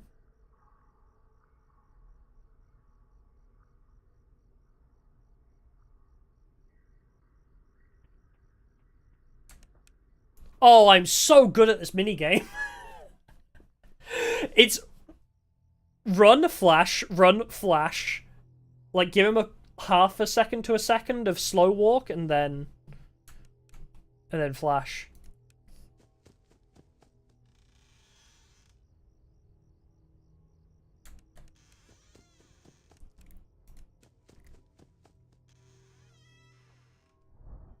Oh, Bonnie's here immediately. No fake footsteps, thank God. Love that for us.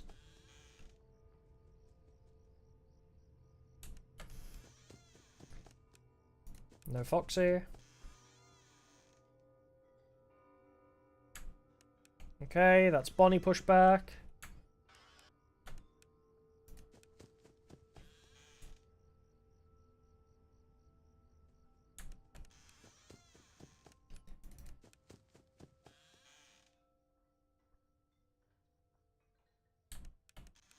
Nothing.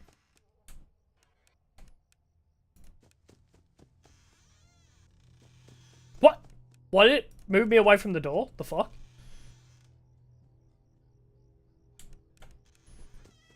I didn't try and trigger that.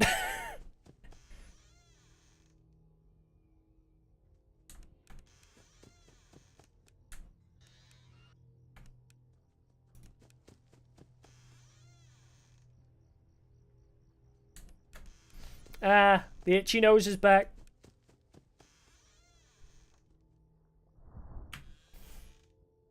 And that's why we wait 4 seconds.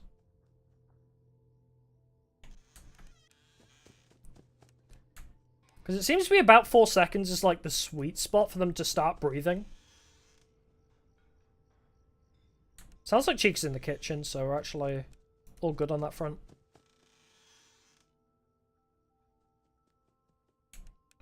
Yep, I heard that footstep.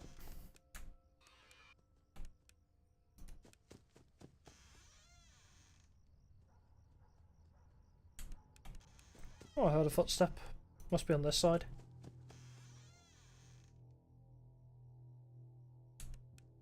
Yeah, it was. I thought I heard your little feetsies flopping around.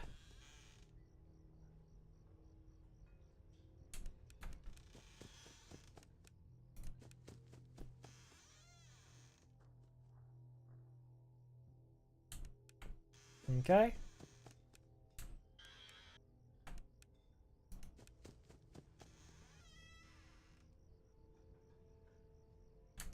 No, I'm gonna do a check. I don't think Foxy got him, but I'm not sure. No, he didn't. Okay. I didn't think he did.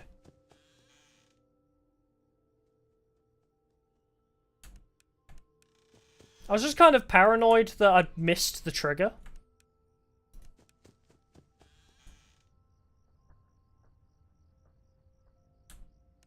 Yep.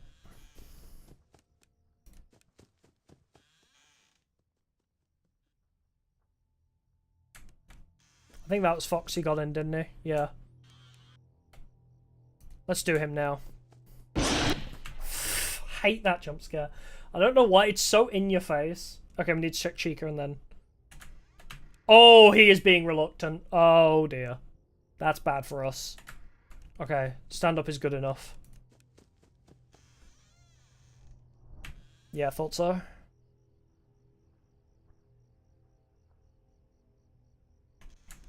Alright, no fake footsteps from you. Good.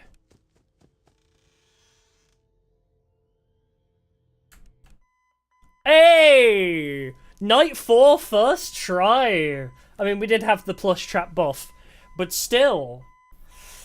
Whew, that is stressful. I love Fnaf 4. Fnaf 4's still the only one that can get my heart racing. Please let me out. Please.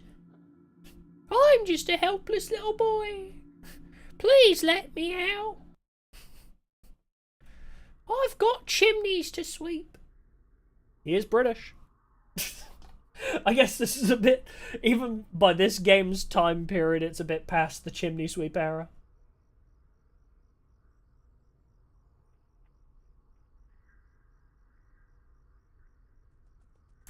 Okay, there's his first run. Do we have enough time for him to do his whole sequence? So there's a second run.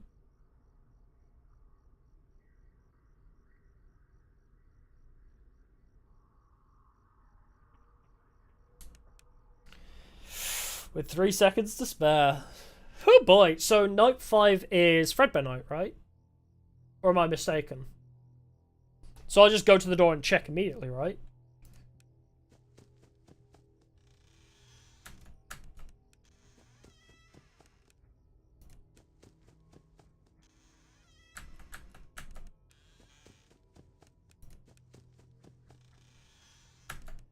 Huh? We're confusing each other. I think we're just swapping sides to each other. What is happening? Fredbear? You good?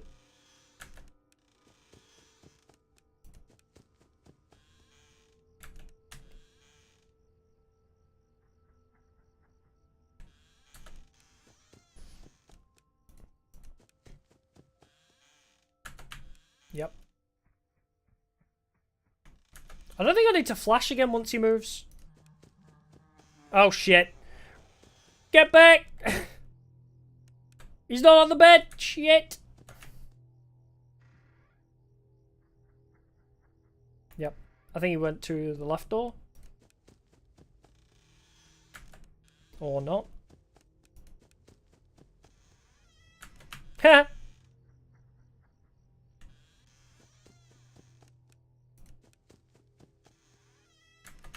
Hey.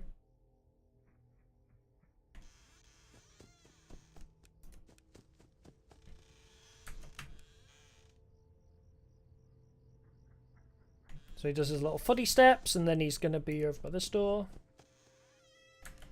Or not. I think he went back to this door. Or not. There he is.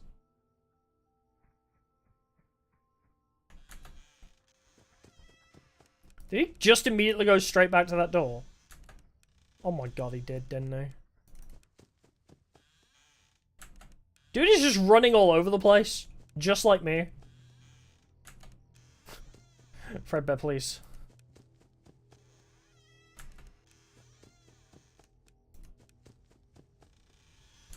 Hey, there he is.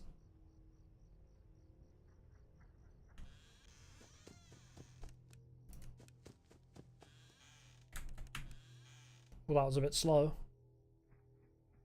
Now we're okay. Why does this night feel like it goes on forever?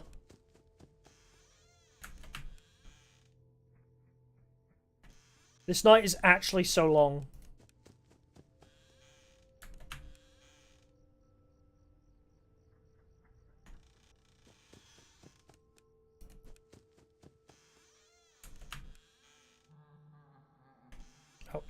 Bed this time?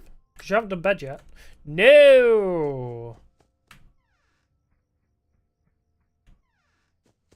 Let's check right door. Oh, he did another laugh. Bed this time?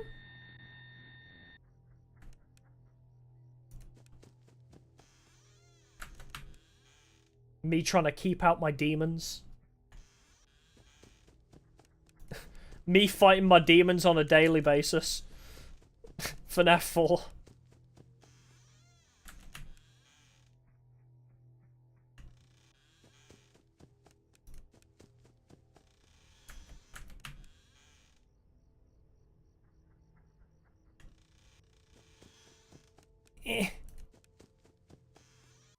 Yeah! First try night 5 too. That's it. In 3.5 hours, we beat FNAF 1, 2, 3, and 4. And that was with some lack of success in 2 and 3 as well. We could speed up FNAF 2 by 15 minutes, and FNAF 3, we just need to get a bit luckier. But 3.5 hours?